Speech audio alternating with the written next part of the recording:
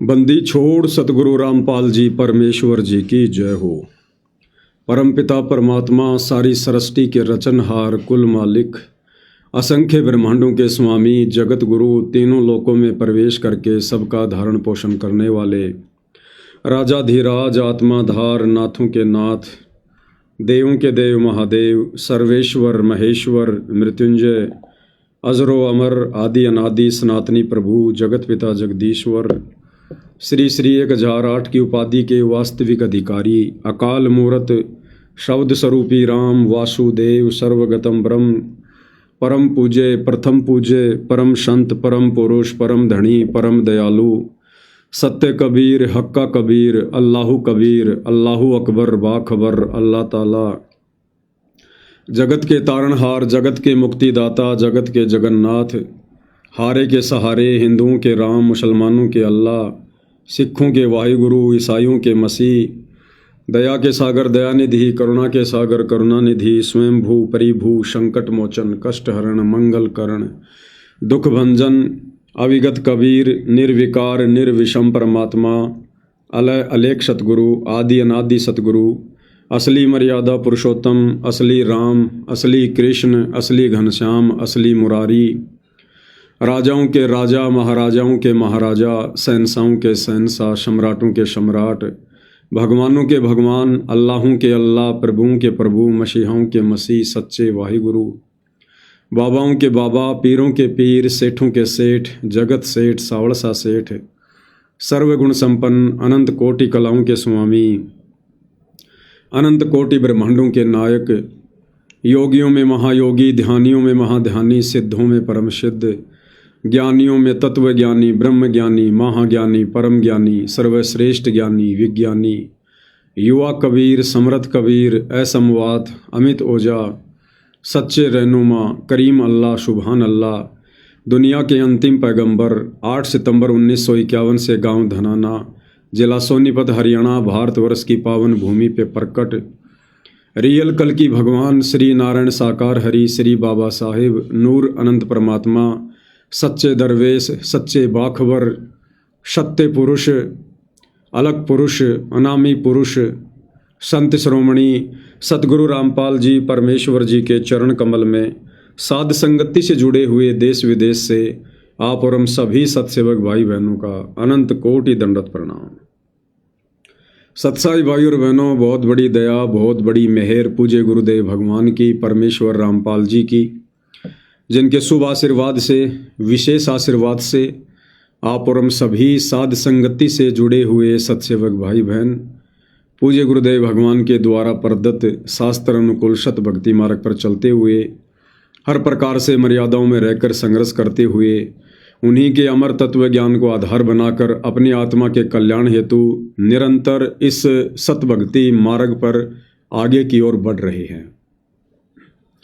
भाई और बहनों, वर्तमान में अपने मिशन के तहत हिसार जेल में बैठकर पूज्य गुरुदेव भगवान परमेश्वर रामपाल जी जो विशेष संदेश अपनी विशेष आत्माओं के लिए भेज रहे हैं, उन विशेष संदेशों के ऊपर निष्कर्ष निकालने की प्रक्रिया जारी है। वर्तमान में विशेष संदेश नंबर 30 का ये भाग नंबर 2 है। धर्मदास जी की कथा का प्रकरण चल रहा है। आज धर्मदास जी की कथा संपूर्ण होने जा रही है और धर्मदास जी की कथा के माध्यम से पूज्य गुरुदेव भगवान ने आप और हम सभी आत्माओं के बहुत सारे आध्यात्मिक कंसेप्ट क्लियर करवाए हैं। हमें दृढ़ता मिलती है, हमारा विश्वास बढ़ता है और भक्ति मार्ग पर डगमग होने वाली स्थिति से हम बाहर निकलते हैं। तो भाई और बहनों, विशेष संदेश नंबर 30 भाग 2 पूज्य गुरुदेव भगवान के मुख कमल से सुनते हैं।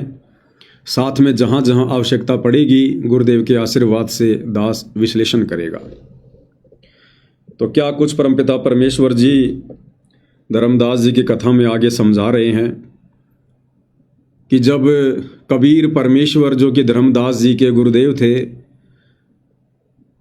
अपने लीलामयी 120 वर्ष पूरे करके सन 1518 में जब वे मगहर से सशरीर सतलोक को प्रस्थान कर जाते हैं, उसके बाद धर्मदास जी के मन में थोड़ा सा दोष उत्पन्न हो जाता है।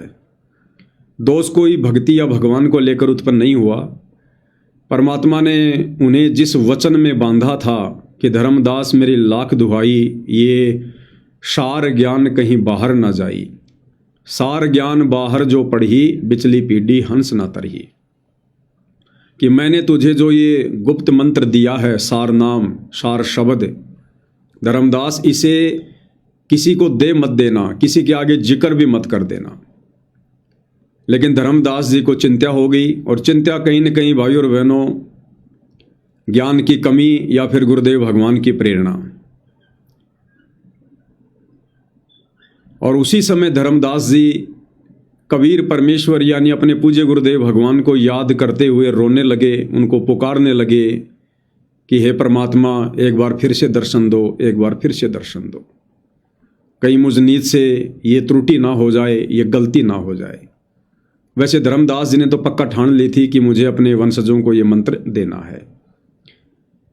उसी समय कबीर परमेश्वर जो मगहर से सशरीर सतलोक जा चुके थे, और उसके 2-3 वर्ष बाद जब धर्मदास जी ने उनको हृदय से याद किया, तो परमेश्वर उसी रूप में, उसी स्वरूप में जो 120 वर्ष वाला था, धर्मदास जी के सामने सतलोक से चलकर क्षण भर में प्रकट हो जाते हैं। धर्मदास जब सामने अपने गुरुदेव भगवान को देखता है तो खुशी का कोई ठिकाना नहीं। परमात्मा जी के चरणों में गिर पड़ता है, रोता है और कहता कि हे गुरुदेव, आप तो अंतर्यामी हो, हे मालिक, आप तो जानी जान हो, हे गुरुदेव, आपको कैसे पता चला कि मैं तो काम बिगाड़ने जा रहा था। हे परमात्मा, भला किया जो आप आ गए, नहीं तो आपका दास बहुत बड़ी गलती करने जा रहा था। आप तो समर्थ हो, आप तो जानी जान हो, अंतर्यामी हो। गुरुदेव भगवान की महिमा करने लगा। और क्या कुछ उसके बाद गुरुदेव भगवान ने धर्मदास जी को कहा, आगे का प्रकरण हम पूज्य गुरुदेव भगवान के मुख कमल से सुनते हैं। फिर डगमग हो गया। जब काल का इतना जबरदस्त प्रेशर है, दबाव है बच्चों, पता नहीं किस बोर्ड पर ढा देगा तुमने। 3-4 साल मालिक के जाने के बाद उसके मन में ये दोष आया, और ये सोच ही रहा था कल या परसों कोई ठीक सा समय निकाल कर बच्चे को बता देता।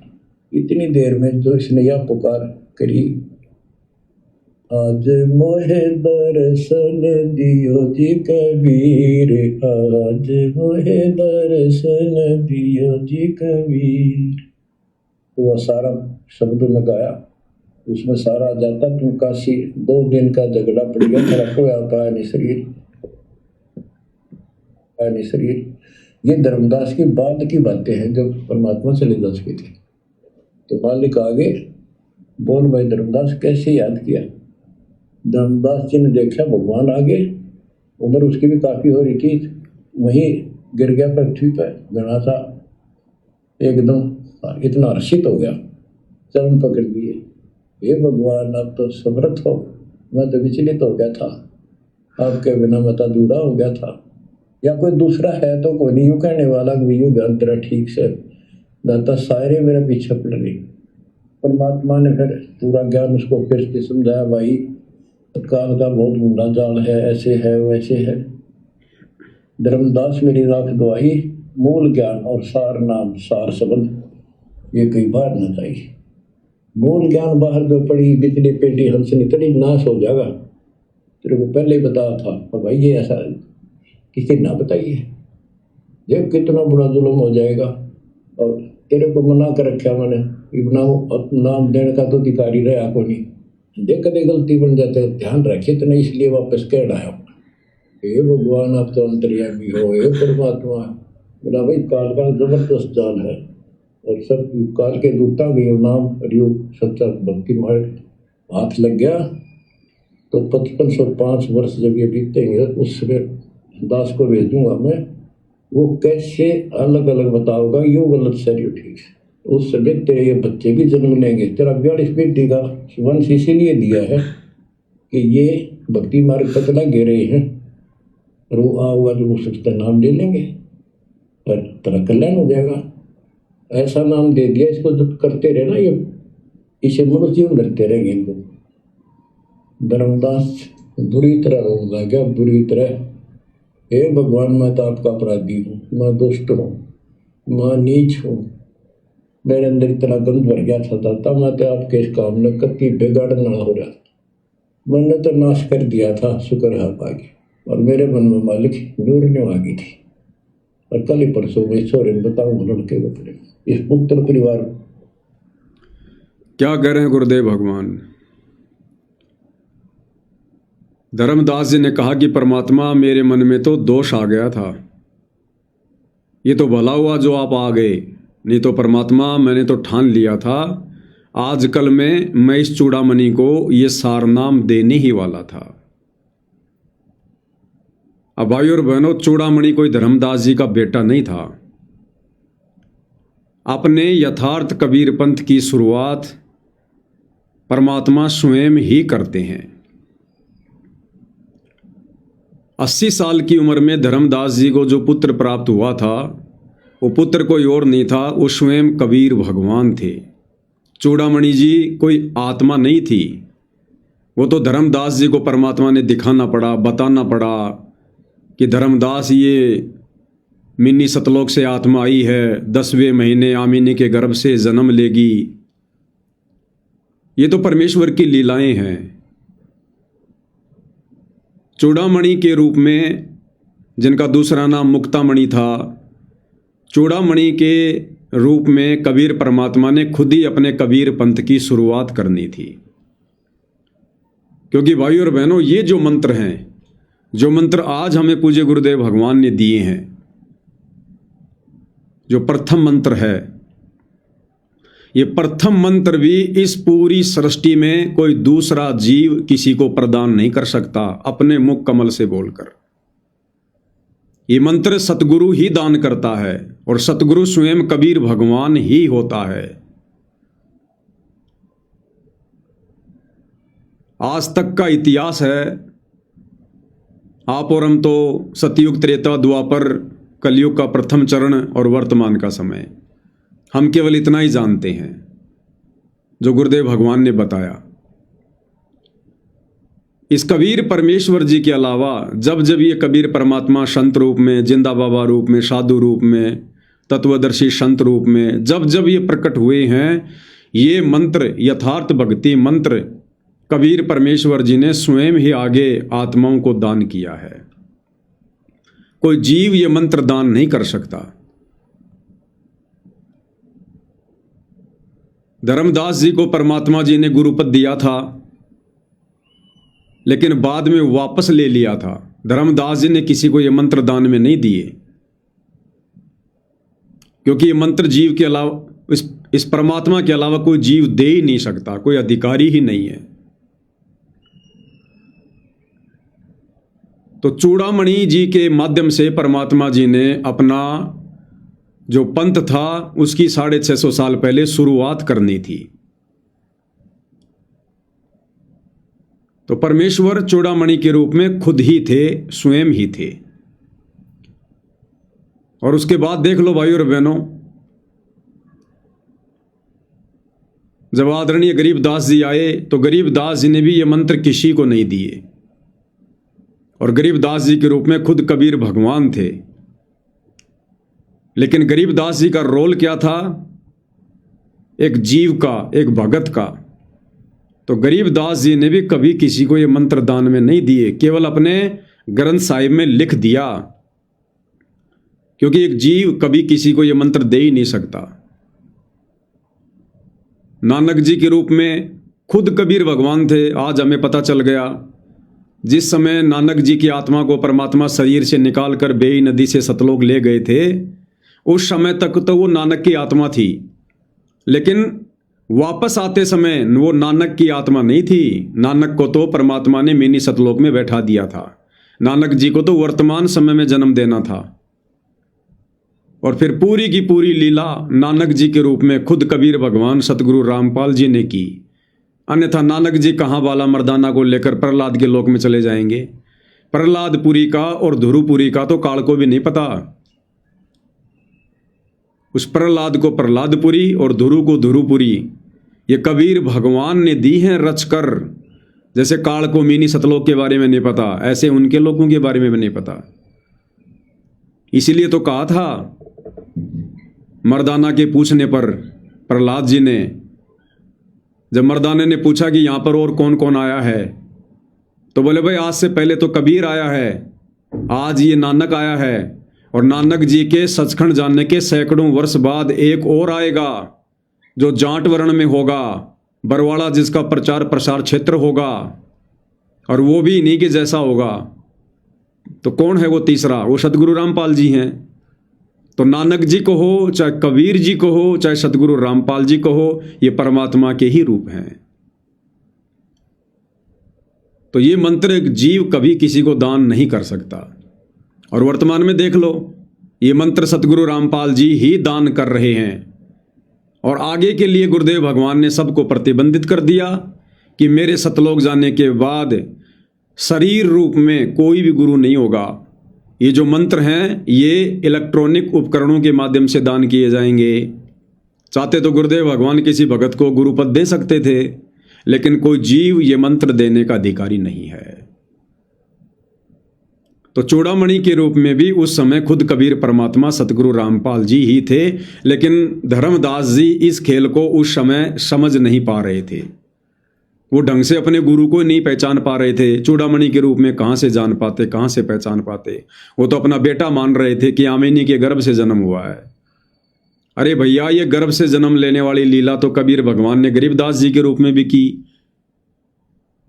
सांसारिक दृष्टि में तो जन्म, और वैसे परमात्मा की लीला, परमात्मा का खेल। वही लीला कबीर भगवान ने 8 सितंबर 1951 को सतगुरु रामपाल जी के रूप में की। दुनिया की नजरों में जन्म, आध्यात्मिक दृष्टि से लीला, प्रकट होना। तो इन मंत्रों को दान करने का कोई भी जीव अधिकारी नहीं है। लेकिन धर्मदास जी ने अपनी नासमझी के चलते इन मंत्रों को आगे दान करने का फैसला किया। उसी समय कबीर परमात्मा जी प्रकट हो गए, और प्रकट होकर फिर धर्मदास जी से क्या कुछ कहा परमेश्वर जी ने। दीवार मुंह में मैं अंधा हो गया। धर्मदास बुरी तरह रोए और आंसू पड़े उसके। ने बोले परमात्मा माफ कर दो, गड़ा दुष्ट हो गया मैं तो। ए परमात्मा मेरा शरीर छुटवा दो, शरीर छुटवा दो, पार नहीं पड़े, वृद्धावस्था होगी, मन काबू ना रह रहा। परमात्मा बोले दुख ना पा भाई। उसके मन में प्रेरणा की। परमात्मा बोले मैंने देख तेरे को कितनी शक्ति बताई भाई, तेरे जगन्नाथ का मंदिर मैंने रोका, वहाँ एक पत्थर पर बैठ के 5-6 बार तोड़ दिया था, 6ठी बार मैंने रोका भाई। उसको ऐसी प्रेरणा बनाई, हे महाराज, हे भगवान, वह स्थान एक बार देखना चाहूँ मैं जहाँ बैठ कर आपने वो मंदिर समुद्र रोका था। और सारी बात समझ में आ गई थी उसका कि ये समुद्र कैसे रोक दिया होगा। वो स्थान देखना चाहूँ जहाँ आप बैठे थे। परमात्मा बोले चल भाई। पहले पैदल चलाया करते थे, दोनों जने चल पड़े 3, 4, 5, 6 दिन में, और जगन्नाथ के उस स्थान पर पहुंच गए, उस पुरी में जहाँ परमात्मा ने ये समुद्र रोका था।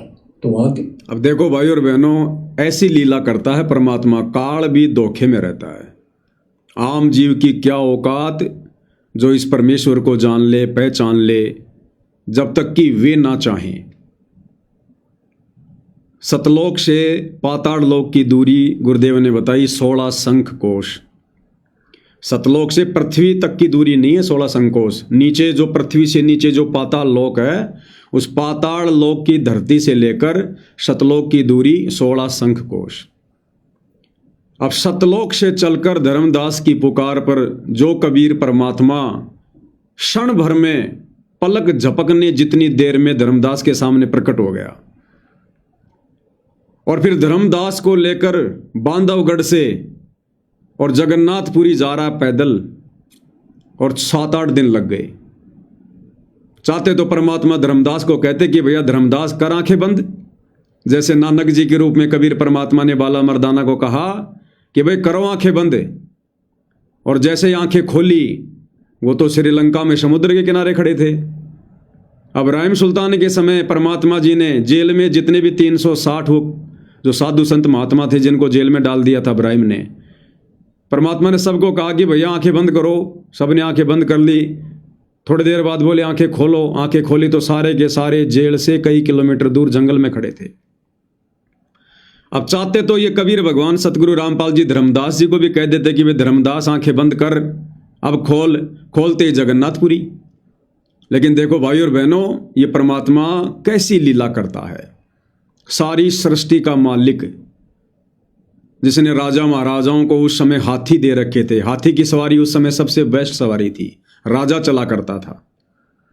चाहते तो परमात्मा हाथी ले लेते, घोड़ा बुग्गी ले लेते, लेकिन धर्मदास को लेकर, अब धर्मदास की भी 125 साल की उम्र और कबीर परमात्मा की भी तकरीबन 23-24 साल की उम्र, क्योंकि जिस समय परमात्मा मगर से गए थे उस समय 120 साल की लीलामय उम्र थी, और उसके 3-4 साल बाद परमात्मा धर्मदास की पुकार पर वापस आए थे, और जिस समय परमात्मा आए उस समय धर्मदास जी की उम्र 120 साल थी, 125 साल थी।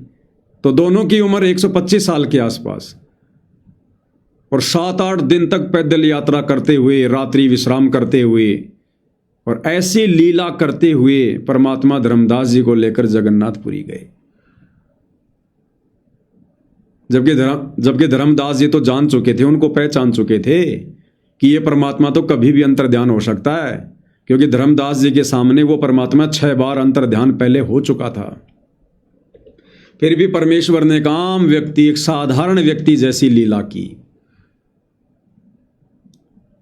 इनकी ऐसी लीलाओं को देखकर ही भाई और बहनों, ये काल इनको पहचान नहीं पाता है। इस काल को लगता है कि ये वो नहीं हो सकता, ये हो ही नहीं सकता वो सतलोक का राजा। वो तो ना जाने 1 सेकंड में क्या से क्या कर दे। काल उसकी समर्थता से भली भांति परिचित है। काल को विश्वास ही नहीं हो सकता कि सर्व सृष्टि का मालिक, सतलोक का राजा, रतन जड़ित सिंहासन पर बैठने वाला, पूरे ब्रह्मांडों को कंट्रोल करने वाला, और ऐसे एक आम व्यक्ति के भेष में 120 साल तक जुलाई के रूप में कपड़े बुनेगा, टूटी फूटी झोपड़ी में रहेगा, ऐसे पैदल यात्रा करेगा। तो सोचो भाई और बहनों, जब ये काल जो 21 ब्रह्मांड का नकली भगवान है, जब ये भी इस कबीर भगवान को नहीं पहचान पाता है, तो सोचिए फिर आप और हम 2 कोड़ी के जीव, आप और हम तो काल के आगे भी कुछ नहीं है। सोचिए फिर हम कैसे पहचान जाएंगे कि ये भगवान है, ये परमात्मा है। और यही कारण है आज 35 साल हो गई सतगुरु रामपाल जी का परिवार, जिस परिवार में परमात्मा ने प्रकट होने की लीला की, जिस परिवार में परमात्मा उन आत्माओं के साथ में उनके बचपन से रहे, अपने बेटा बेटी के रूप में उन आत्माओं को पाला पोषा, आज वो सतगुरु का परिवार भी इस कबीर परमेश्वर जी को पहचान नहीं पा रहा, ढंग से अपना गुरु भी नहीं मान पा रहे। तो सोचो फिर आम भक्तों की क्या औकात, क्या बिसात, जो गुरु रूप में इन्हें परमात्मा कह दे, इन्हें परमात्मा मान ले, परमात्मा जान ले। तो ये सारा का सारा जो खेल है, ये कबीर भगवान का खुद का है। ये कबीर परमात्मा जिन जिन आत्माओं से चाहेगा अपनी पहचान करवाएगा। नहीं तो जीव अपनी बुद्धि स्तर से, अपने ज्ञान आधार से, अपनी भक्ति के बल से ये लाख जन्म भी इस परमेश्वर की पहचान नहीं कर सकता।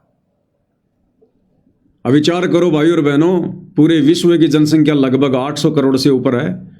उस 800 करोड़ की जनसंख्या में मुट्ठी भर लोग सतगुरु रामपाल जी के भगत हैं, और उन मुट्ठी भर लोगों में भी चंद भगत जो साध संगति से जुड़े हुए हैं, केवल उन्होंने अपने गुरु को परमात्मा के रूप में पहचाना है। तो गुरु को परमात्मा के रूप में पहचानने की औकात आप और हम साध संगति से जुड़े भाई बहनों की नहीं है।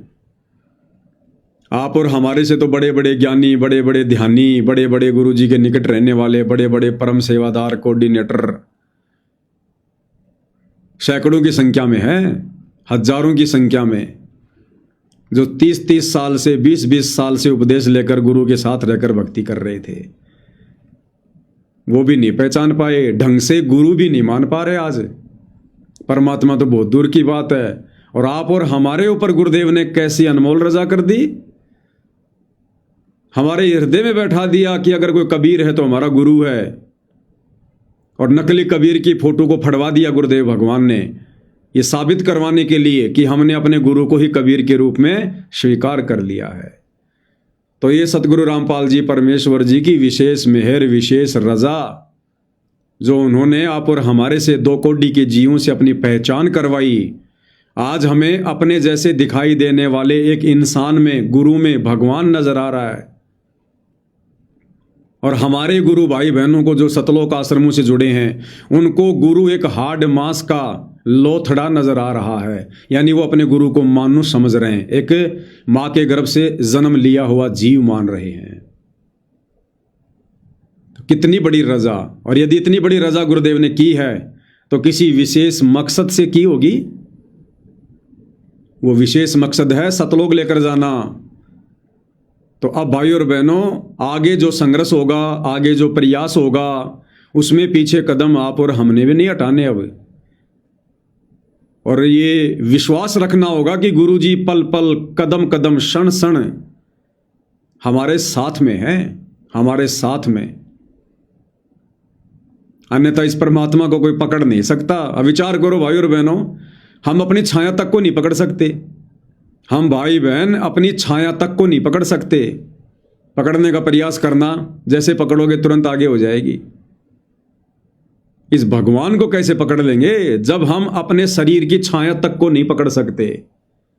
तो ये परमात्मा अपना हाथ पकड़वाता है उन आत्माओं से जिन आत्माओं को सतलोक लेकर जाना होता है। तो गुरुदेव ने हमें साथ संगति से जोड़ दिया। आप और हमारी ट्रेनिंग चल रही है, और पल पल गुरुदेव भगवान की पैनी नजर है। जिस प्रकार एक कोच की, एक रेफरी की, और जो खिलाड़ी होते हैं उनके ऊपर पल पल नजर होती है, पल पल, ऐसे गुरुदेव भगवान की साध संगति से जुड़ी आत्माओं पर पल पल नजर है। भले हमें विश्वास थोड़ा हो या ना हो, तो हमने गुरुदेव की इस असीम रजा को बना के रखना है। तो परमेश्वर धर्मदास जी को लेकर और जगन्नाथपुरी चले जाते हैं। के लोगों ने भी बताया भाई ऐसे ऐसे एक संत आए थे, और वन बूढ़े बाबा के रूप में उन्होंने ही समझ, उस टाइम तो सच्ची कहानी सही चल रही थी, बाद में आके उन्होंने दबा दी थी। धर्मदास जी को फिर से वहाँ पूरा ज्ञान समझाया, 10 दिन लगातार सत्संग सुनाया, और भूल गया तू ऊपर क्या देख कर आया था, इस नरक में फिर रहना चाहते हैं। एक लेवा एक देवा दुख तुम कोई किसी का पिता नहीं पुत्र मरण संबंधी जुड़ा के ठाटा अंश में सब पारा बट। धर्मदास जी बोले जी मेरा शरीर छुटवा दो, मन ले चलो यहाँ से, नरक से निकाल दो, मैं कति गिर चुका हूँ, और मालिक आपने समय पर समा दिया। धर्मदास जी ने क्या कहा? जब परमात्मा उन्हें जगन्नाथपुरी ले गए, 10 दिन तक दोबारा से पूरा ज्ञान समझाया। ज्ञान किस लिए समझाया? ताकि धर्मदास की आस्था जो काल प्रेरणा से इसके बेटे में लग गई है, चूड़ामणि में लग गई है, ये आस्था इसकी फिर से हटे, फिर से इसकी सोई हुई आत्मा जागे, ताकि फिर इसको मैं वो मंत्र दूं, और जब ये उस मंत्र का स्मरण करे तो इसकी सुरती सतलोक में लगे। सब कुछ बताया गुरुदेव भगवान ने। और उसके बाद परमात्मा जी ने धर्मदास जी को वो मंत्र दिया, और परमात्मा जी समझाने लगे धर्मदास जी को। तो धर्मदास जी कहने लगे कि हे परमात्मा, मेरे बस की बात नहीं है, मेरा शरीर छुड़वा दो, मुझे सतलोक भेज दो। परमात्मा, मेरे बस की बात नहीं है।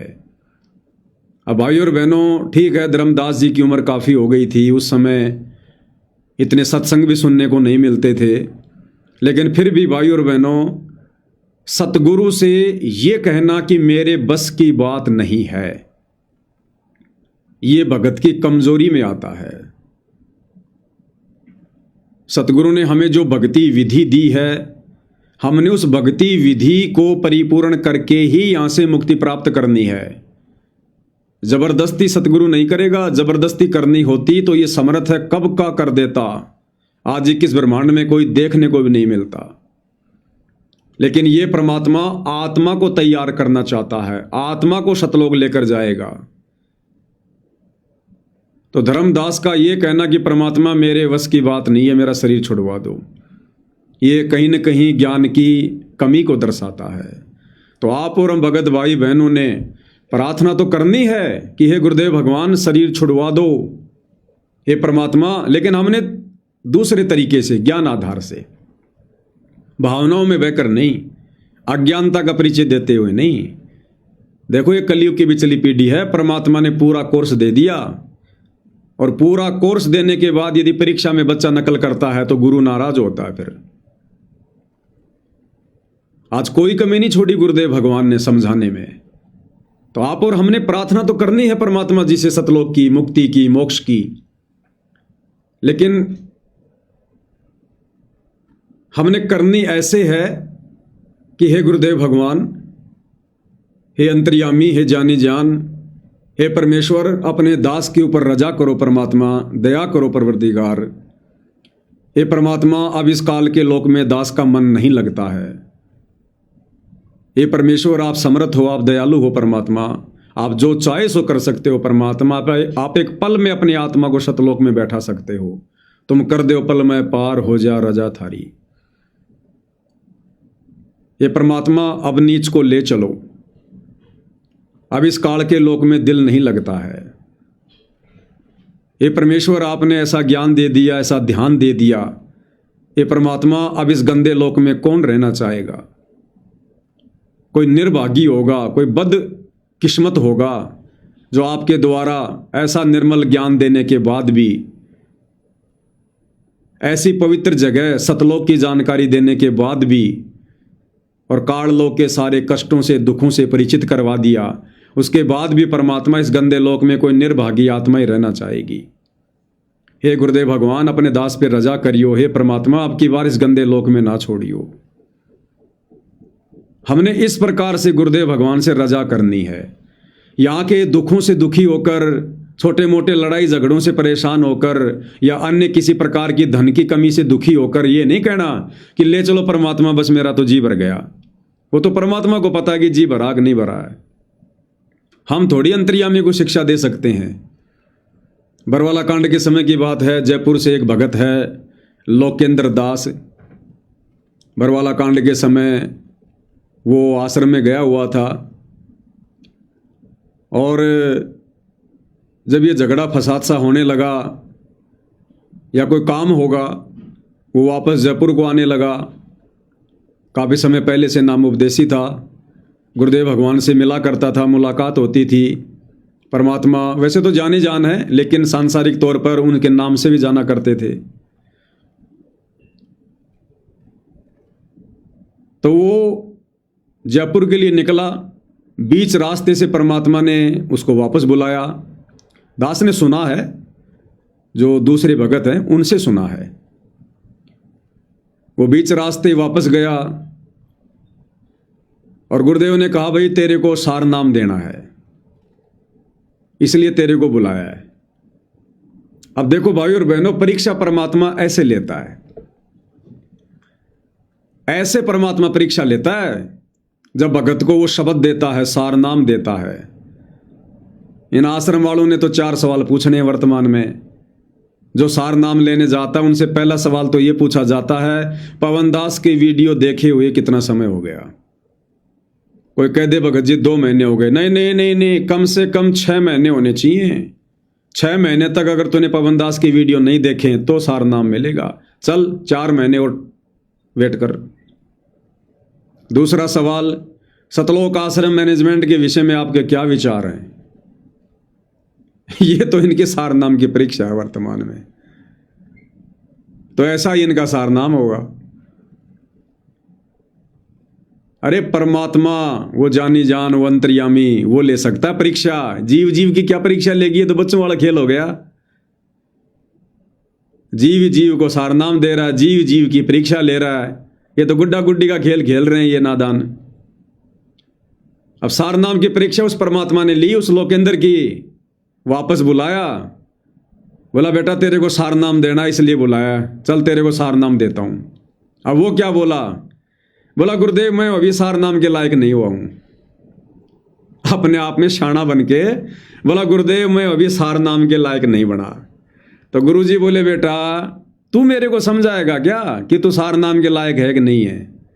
तू सार नाम के लायक बना या नहीं बना तू मेरे को समझाएगा क्या? यानी वो उसकी परीक्षा थी भाई और बहनों, और वो फेल हो गया। गुरुजी कह रहे हैं बेटा चल तुझे सार नाम देता हूं इसलिए बुलाया है। तो विचार करना चाहिए कि परमात्मा ने बुलाया तो कुछ सोच समझ के बुलाया होगा ना। ना ना बोला गुरुजी मैं अभी सार नाम के लायक नहीं हुआ। फिर दिया ही नहीं। परमात्मा ने बोला जा, जब तू तैयार हो जाए, जब तेरे को पता चल जाए ना कि मैं तैयार हो गया तब आ जाना। उसके बाद भर वाला कांड हो गया। उसके बाद भाई ने कहाँ तैयार होना था, फिर तो मैनेजमेंट की पूंछ पकड़ के बैठ गया। जितना तैयार था उतना भी खराब हो गया। तो ऐसे परीक्षा लेता है ये परमात्मा भाई और बहनों। इसलिए कहते हैं गुरु के सन्मुख वचन न कहिए, सो शिष्य रहनी गहनी सुख लइए। अपने गुरु जी के समक्ष मुंह भी नहीं खोलना चाहिए। मुंह भी अपनी तरफ से अगर गुरु कोई बात पूछे तो बहुत सोच समझ के जवाब दो। आधीनी से नीची गर्दन करके गुरु की आंखों में आंखें डाल के बात नहीं की जाती है। अरे पहले के समय के राजा महाराजा, मुगल, इनके क्षत्रिय मंत्री जब उनको बुलाया जाता था दरबार में तो यूं खड़े हो जाया करते थे, यूं नीची गर्दन करके, यूं चाहे गर्दन उतारे चाहे कुछ भी करे। अगर वो राजा धीराज, वो मुगल बादशाह अगर कोई सवाल कर रहा है तो नीची गर्दन करते ही जवाब दिया करते थे। और जब वो कहते था जाओ तो नीची गर्दन करके जी जनाब वापस। हमारी भारतीय संस्कृति में तो एक पत्नी भी अपने पति की आंखों में डाल के बातें नहीं किया करती थी। आज का तो समय अलग हो गया। आज तो सुबह शाम नाश्ते के रूप में गाड़ियां मिलती हैं, लेकिन एक समय था पत्नी अपने पति के सामने आंखों में आंखें डाल के बात नहीं किया करती थी। अब ये तो परमात्मा है, आत्मा का पति है, इनके सामने हम कैसे सवाल जवाब कर लेंगे? तो गुरु की आंखों में आंखें डाल के बात नहीं की जाती है। नीची गर्दन रहे भगत की, बस चरणों में ध्यान रहे। मिले तो दंडवत बंदगी नहीं, पल पल ध्यान लगाए। तो परमात्मा जी ऐसे भी परीक्षा ले लेते हैं। हाँ, गुरु यदि कोई बात पूछ रहा है तो आधीनी से और बहुत ही सभ्य तरीके से कि सामने कौन है? सामने परमात्मा है, सारी सृष्टि का मालिक है। कहीं कोई त्रुटि ना हो जाए बोलने में, चलने में, उठने में, बैठने में। अगर गुरु को गुरु मान के अगर हम बर्ताव करेंगे कभी भी धोखा खा जाएंगे, कभी भी गलती हो जाएगी। तो इतना सावधान भगत ने भक्ति मार्ग पर होना पड़ता है। तो भाई और बहनों, इस प्रकार से आप और हमने इन बातों को ध्यान में रखना है। तो क्या कह रहे हैं गुरुदेव भगवान? किसी का पिता नहीं पुत्र मरण संबंधी जुड़ा ठाटा अंश में सब पारा बट। धर्मदास जी बोले जी मेरा शरीर छुटवा दो, मन ले चलो यहाँ से, नरक से निकाल दो, मैं कति गिर चुका हूँ और मालिक आपने समय पर समान दिया। परमात्मा ने वही खड्डा खुदवा कर और उस पर लटा दिया। ने बोला मन तो दाग दो कि टमाटी में पापी। अब यहाँ प्रसंग आता है, मालिक ने उसको बहुत सी शंकाएं काल पैदा करता है। अब देखो, धर्मदास जी को जिंदा समाधि दी परमात्मा ने। अब इस बात को लेकर अंतर्यामी को पता कि काल भक्तों के मन में शंका उत्पन्न करेगा कि ये तो धर्मदास जी की हत्या कर दी, उनको तो जीवित ही समाधि दे दी, उनको तो बड़ा दुख हुआ होगा, बड़ी परेशानी हुई होगी, उनका तो दम घुटा होगा, ऊपर से मिट्टी डाल दी भगवान ने जिंदा पर। तो क्या करें गुरुदेव भगवान? अब यहाँ प्रसंग आता है, मालिक ने उसको बहुत सी शंकाएं काल पैदा करता है। तो भगवान तो वैसे भी स्त्री छुटवा सकते थे, भगवान तो वैसे भी कर सकते थे, ऐसा क्यों किया? ये तो एक उसको हत्या कर दी। इसके पीछे बहुत गजब राज होता है। क्या कह रहे हैं गुरुदेव? इसके पीछे बहुत गजब राज होता है, बहुत गजब राज। अब कोई गजब का राज है तभी तो परमात्मा ने जिंदा समाधि दी। और गुरुदेव कहते हैं भक्तों के मन में तो कभी इस प्रकार की शंका उत्पन्न भी नहीं होनी चाहिए, इसके पीछे बहुत गजब का राज है। हत्या कर दी, इसके पीछे बहुत गजब राज होता है। और भक्त के तो मन में ऐसी बातें कभी नहीं आनी चाहिए। परमात्मा ने कहा कि इसमें तो लेट जा और ऊपर से हम साथ देंगे, लेकिन ये सिमरन जो तेरे को दिया इसको भूल ना जाना एक पल भी। क्या कह रहे हैं गुरुदेव कि जो सिमरन तेरे को दिया है ना, इसको भूल मत जाना। और जिंदा समाधि दे दी परमात्मा ने धर्मदास को, खड्डे में लिटाकर ऊपर से मिट्टी डाल दी। अब अजब गजब का राज भाई और बहनों, दास पहले भी जिक्र कर चुका है कि अभी तक तो गुरुदेव भगवान ने केवल आप और हमारे को ज्ञान देकर ही समझाना चाहा है, और अब आगे का जो समय है उस समय परमात्मा काफी कुछ लीला करेंगे, काफी कुछ चमत्कार होंगे। 1000 साल तक सतगुरु रामपाल जी का भक्ति मार्ग ऐसे नहीं चलेगा बिना किसी चमत्कार के, बिना किसी अनहोनी घटनाओं के घटित हुए। तो बहुत सारे चमत्कार होंगे आने वाले समय में। अरे समाधि तो गरीबदास जी के समय में अर्जुन सरजुन की भी बनी थी, वो समाधि तो फुड़वा दी गई है, वो भी तो भगत ही थे। फिर धर्मदास जी की समाधि को परमात्मा ने सुरक्षित क्यों रखवाया अभी तक? 650 साल से वर्तमान समय तक जगन्नाथपुरी में धर्मदास जी की समाधि एज इट इज है। वहां पर कबीर पंथ के संत उसकी सुरक्षा के लिए एक छोटा सा आश्रम बनाकर रहते हैं। जानबूझ के परमात्मा ने समाधि को सुरक्षित रखवाया, जानबूझ के। और समुद्र को भी परमात्मा ने बांध दिया था कि मेरी आज्ञा के बिना आज के बाद कभी भी जो सीमा तेरे को बता दी है इससे आगे कभी आ मत जाना। तो परमात्मा ने जगन्नाथ के मंदिर को भी सुरक्षित रखना था और धर्मदास जी की समाधि को भी सुरक्षित रखना था, क्योंकि जगन्नाथ के मंदिर में खुद कबीर भगवान जाएंगे, वहां विराजमान होंगे, सत्संग करेंगे, क्योंकि ये खुद जगन्नाथ है। दुनिया को ये भी तो दिखाना है ना कि जगन्नाथ कौन है, सारे जगत का नाथ कौन है।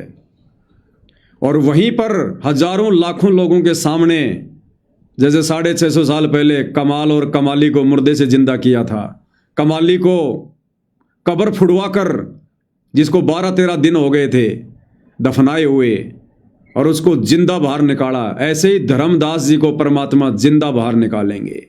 उसी 120 साल की उम्र में धर्मदास बाहर निकलेंगे और देश और दुनिया को गवाही देंगे कि दुनिया वालों, ये जो सामने खड़ा है ये स्वयं सारी सृष्टि का मालिक है, ये स्वयं कबीर प्रभु हैं, कबीर भगवान है ये। वरना धर्मदास जी की समाधि को परमात्मा ने कोई पुजवाना थोड़ी है, हमसे कोई आरती थोड़ी करवानी है उस समाधि की। क्यों सुरक्षित रखवाया गुरुदेव भगवान ने? उस समाधि पर जाने से, आने से, पूजा करने से, चढ़ावा चढ़ाने से किसी को कोई लाभ थोड़ी है, वो किसी देवी देवता की समाधि थोड़ी है। तो क्यों सुरक्षित रखवाया? परमात्मा धर्मदास जी को जिंदा निकालेंगे और धर्मदास फिर गवाही देगा। इस चमत्कार को देखकर धर्मदास के वंशज सतगुरु रामपाल जी से उपदेश लेंगे, इस चमत्कार को देखकर।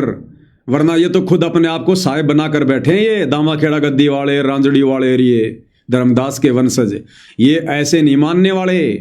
तो ये काल का किला कैसे तोड़ा जाएगा, कैसे अपनी आत्माओं को शरण में लिया जाएगा? क्योंकि धर्मदास जी को वचन दिया था ना, तो उनके वंशज भी नाम लेंगे वर्तमान वाले। आज जो ये गद्दी नशीन है, जो अपने आप को साहिब मानकर बैठे हैं, जब वो चमत्कार देखेंगे और धर्मदास जी जब खुद, क्योंकि फिर तो ये मानना पड़ेगा इनको, क्योंकि ये तो इनको भी पता है कि जो ये समाधि है ये धनी धर्मदास की है। वो तो आते जाते रहते हैं वहाँ पर, उन्होंने तो अपना मान रखा है। और जब उसी समाधि को फुड़वा कर धर्मदास जी को बाहर निकालेंगे तो फिर इनको नाम लेना पड़ेगा, इनको अहंकार त्यागना पड़ेगा, ये गद्दियाँ इनको छोड़नी पड़ेंगी। और जब ये छोड़ देंगे तो बाकी फिर उनके चेले कहाँ जाएंगे? तो ऐसा अजब गजब चमत्कार परमात्मा आने वाले समय में करेंगे। और बहुत सारे चमत्कार होंगे, जैसे परमात्मा जो है प्रहलाद के लोक में जाएंगे सतगुरु रामपाल जी, दुनिया देखेगी, अपने कुछ भक्तों को भी लेकर जाएंगे। कह रखा ना प्रहलाद ने कि एक और आएगा, तो आएगा ना, ऐसे थोड़ी लिख दिया। तो प्रहलाद के लोक में जाएंगे गुरुदेव भगवान अपने कुछ भक्तों को लेकर, जिन पर वो दया करेंगे। कुंभकर्ण की खोपड़ी जिसमें भीम के पैर भी नहीं टिक रहे थे, जो दिल्ली के आसपास है, उसको भी परमात्मा निकालेंगे, वो तालाब। तब दुनिया को यकीन होगा, हाँ जी सतयुग में वास्तव में 150-150 फुट के लोग थे, 200-200 फुट के लोग थे। कुंभकर्ण इतना बलिष्ठ था, कई किलोमीटर ऊंचा था, तब लोगों को यकीन होगा। वो 13 कागजों वाली गाड़ी जो दिल्ली में उस समय के मुगल बादशाह ने जमीन में दबवा दी थी, कबीर वाणियाँ, वो 13 कागज गाड़ियां भी परमात्मा निकलवाएंगे नीचे से। बहुत सारे चमत्कार होंगे भाई और बहनों। तब आने वाले समय में दुनिया इनको जगन्नाथ मानेगी, इनको कबीर भगवान मानेगी। तब इनके जाने के बाद हजारों साल तक इनका भक्ति मार्ग चलेगा। ऐसे नहीं चलता, ज्ञानवान से दुनिया नहीं मानती।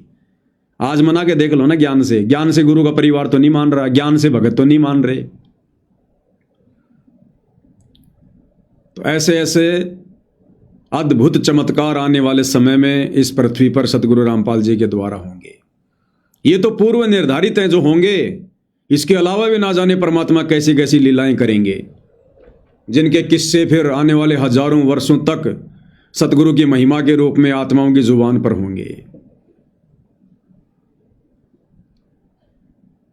वरना धर्मदास जी की समाधि को बताओ सुरक्षित रखवाने का क्या मतलब निकल रहा है।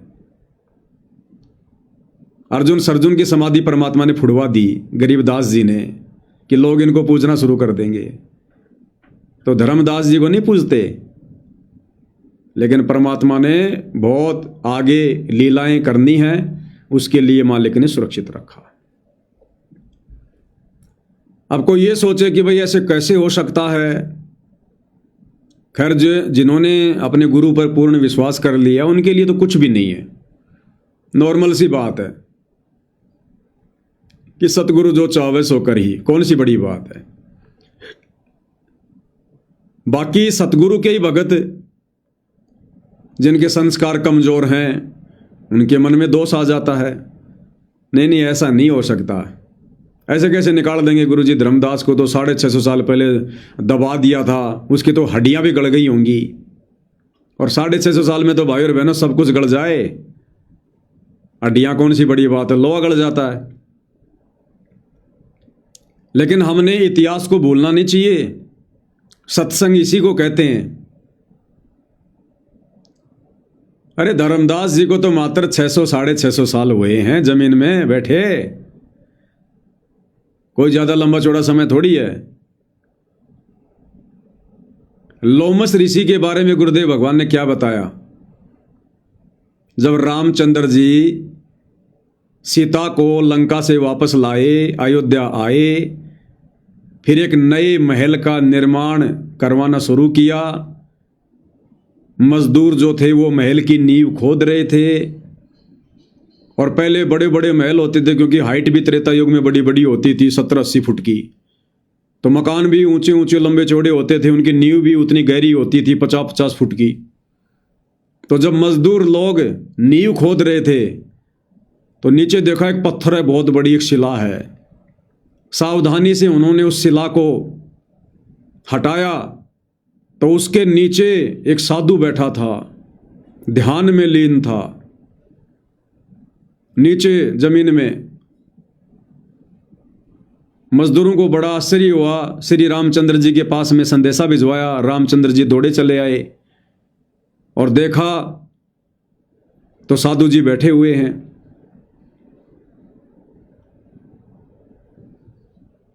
तो श्री रामचंद्र जी ने उनसे प्रार्थना की कि हे महाराज, आप कौन हो? अपना परिचय दीजिए, आशीर्वाद दीजिए अपने दास को। तो लोमस ऋषि ने कहा कि भाई रामचंद्र आ गया क्या रावण को मार के? हाँ जी, बोले आ गया। सीता को ले आया? बोला जी ले आया। बोले त्रेता युग चल रहा है? हाँ जी त्रेता युग चल रहा है।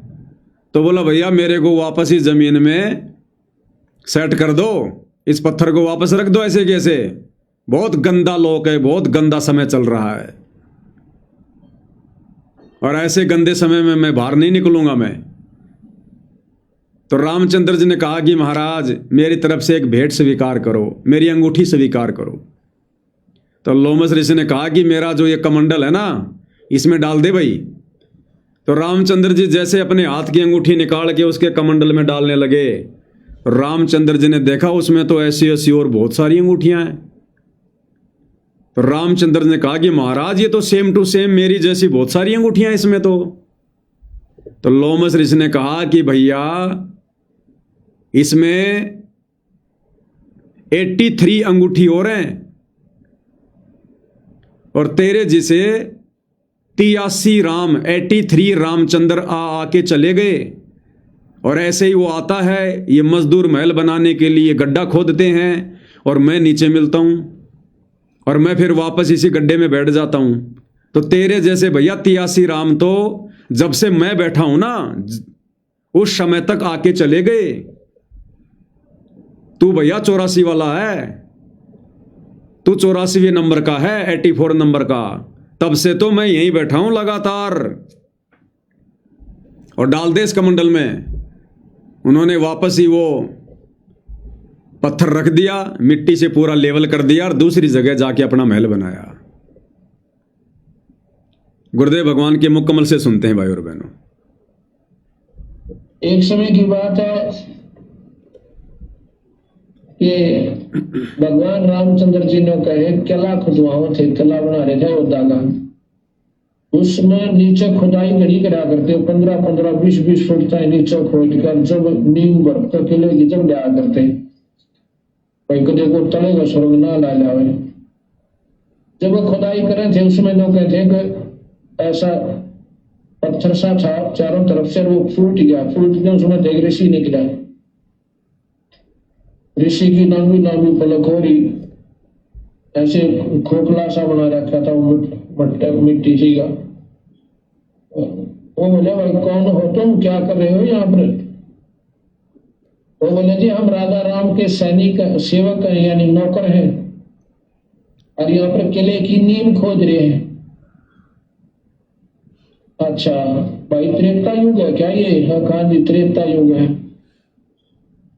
वो रामचंद्र है आदिया के अवतार धार के। कहा जी वो तो क्या वो सीता ले आए वापिस? मैं सोचा भाई वो अच्छा भी दिख रहा के बोला। कहा कौन हो? भाई मैं तो जो हूं सो हूं, पर मैं जो बताऊं वो पुत्र दो मुझे। इतने में रामचंद्र जी को पता लग गया कि एक पुराना ऋषि है और खोदने जो खुदाई में पाया है। तो रामचंद्र जी वहां गए, प्रणाम किया, ऋषिवर प्रणाम हो। कहा दशरथ पुत्र, उसने कहा बातचीत हुई, आप कौन हो? कि मैं फलाना ऋषि हूँ, मैं लोमस ऋषि हूँ। अच्छा एक महाराज यहाँ कैसे? कि भाई कलयुग द्वापरा होगा और कलयुग होगा, मैं डर लगा उस कलयुग था इसी को 1.5 लोक में। और हम तो भाई फिर अगला सतयुग होगा जब अपना आंख खोलेंगे अगर निकलेंगे बाहर। तो कहते हैं आप काफी बातचीत हुई तो कहते हैं लो महाराज जी मैं एक अंगूठी देना चाहता हूँ आपने। भाई महाराज अंगूठी के काम अके बात महाराज, ताकि इसमें घेर देश कर मंडल में। उसमें घेरी तो इतनी और पाई, उसमें कहते हैं 83 अंगूठी और थी।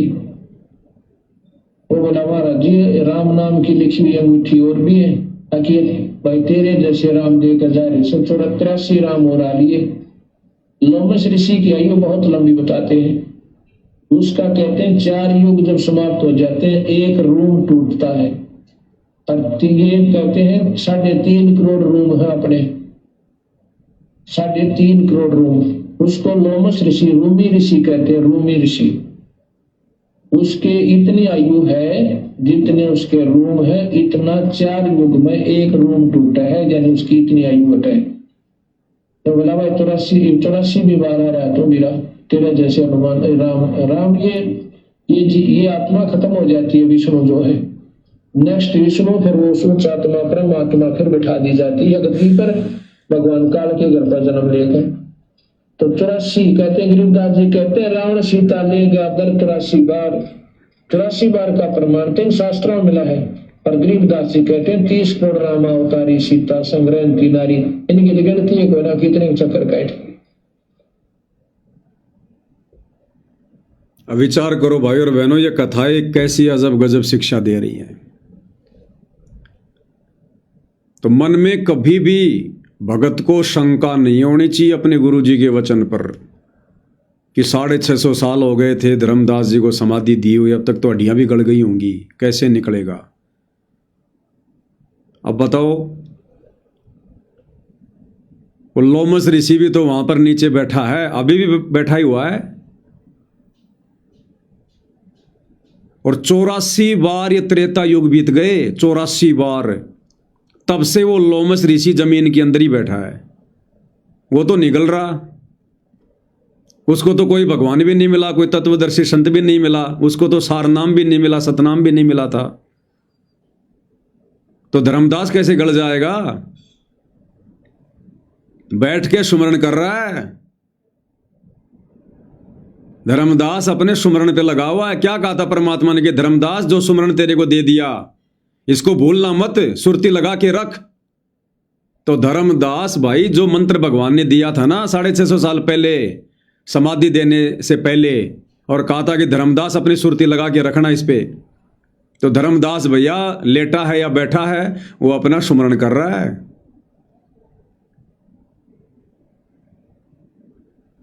अब लोमस ऋषि, इसकी तो कोई करोड़ों अरबों वर्षों की उम्र होगी भाई। कितनी लंबी उम्र बताई गुरुदेव भगवान ने। हमारे पूरे शरीर पर 3.5 करोड़ बाल हैं, 3.5 करोड़ बाल, पूरे शरीर के बाल, रोम छिद्र 3.5 करोड़। और गुरुदेव क्या कह रहे हैं? जब 4 युग बीतते हैं, यानी 43,20,000 साल जब बीतती हैं, तो लोमस ऋषि का एक बाल टूटकर नीचे गिरता है। विचार करो भाई और बहनों, एक चतुर्युगी जब बीतती है, एक चतुर्युगी में 43,20,000 वर्ष का समय होता है। जब एक चतुर्युग बीतता है तो लोमस ऋषि का एक बाल टूटता है, और ऐसे ऐसे 3.5 करोड़ बाल हैं। इतनी लंबी उम्र लोमस ऋषि की है। अब भाई और बहनों, ये कोई आश्चर्य करने की बात नहीं है, ये डरने की बात है, घबराने की बात है, ये भय होना चाहिए। यहां चाहे किसी को लंबी उम्र मिलती है, चाहे किसी को लंबा राज्य मिलता है। जैसे परमात्मा कहते हैं एक वो राजा था, 22 लाख वर्ष तप कीन्या या राज कीन्या। वो प्रियव्रत राजा था। कौन था? 11 अरब वर्ष तक उसने राज्य किया। तो चाहे किसी को लंबा राज्य मिले, चाहे किसी को लंबी उम्र मिले, ये मिलता है कबीर भगवान सतगुरु रामपाल जी की भक्ति से। और किस समय? इस कलयुग की बिचली पीढ़ी में हम जो भक्ति करते हैं, जो दान धर्म करते हैं, सेवा करते हैं, इस कलयुग की बिचली पीढ़ी वाली भक्ति के प्रतिफल में जो पार नहीं हो पाते, रह जाते हैं, फिर ये सारे पद उन भक्तों को मिलते हैं। तो विचार करो भाई और बहनों, यदि हम इस समय रह जाते हैं किसी भी कारण से, अपनी कमी के चलते ही रहेंगे, तो भक्ति तो भैया परमात्मा कहते हैं कि साहिब हक ना राक्षसी जब मांगो तब दे। सोया तो निष्फल गया, जाग्या सो फल ले, और साहिब हक नहीं राक्षसी जब मांगो तब दे। तो ये इतनी अजब गजब, इतनी जबरदस्त भक्ति हमारी बन रही है। प्रथम मंत्र का सुमरण, सतनाम का सुमरण, गुरुदेव भगवान की सेवा, महिमा, हरि सेवा युग 4 है, गुरु सेवा पल 1। यानी जिसको दुनिया भगवान मानती है या भगत जिसको भगवान मानते हैं अनजाने में, दाढ़ी मूछ वाले कबीर को कहते हैं उस भगवान की तो 4 युग तक सेवा कर ले, 43,20,000 वर्ष तक। और गुरु सेवा पल एक, और गुरु की सेवा यदि तूने एक पलक झपकने जितनी देर भी तूने कर ली तो कहते हैं तेरे भगवानों की सेवा से कई कई गुना ज्यादा फल है। तो इतनी जबरदस्त भक्ति हमारी वर्तमान में बन रही है, सूक्ष्म तरीके से हमें दिखाई नहीं दे रही। एक सतनाम की कीमत कितनी बताई गुरुदेव ने, 14 लोक ना तुलावे राम रंग हो रही हो, 3 लोग पाशिंग धरे रंग हो रही हो। इतनी जबरदस्त भक्ति बन रही है। और जो रह जाते हैं भगत अपने नालायकी के चलते, फिर उनको लोमस ऋषि जैसे, कागभूषण जैसे, दुर्वासा जैसे, चुणक जैसे, वशिष्ठ जैसे, विश्वामित्र जैसे, कपिल जैसे, फिर ऐसे जन्म मिलते हैं जिनकी उम्र की कोई गिनती नहीं होती है। अब कितना बड़ा पंगा मोल ले लिया उस लोमस ऋषि वाली आत्मा ने।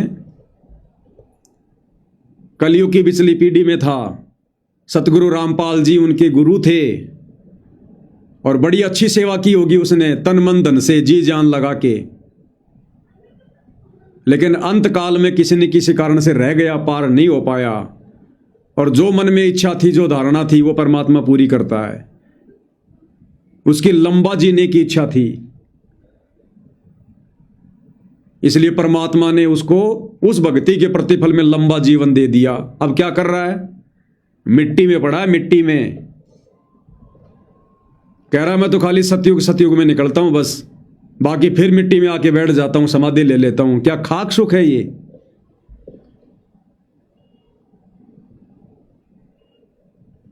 और जब तक उसकी उम्र पूरी होगी, 3.5 करोड़ बाल, और एक बाल टूटता है उसका 43,20,000 वर्ष में।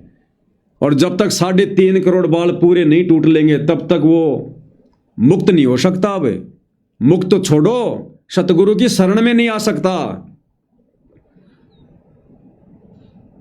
और आ भी गया तो पार नहीं हो पाएगा।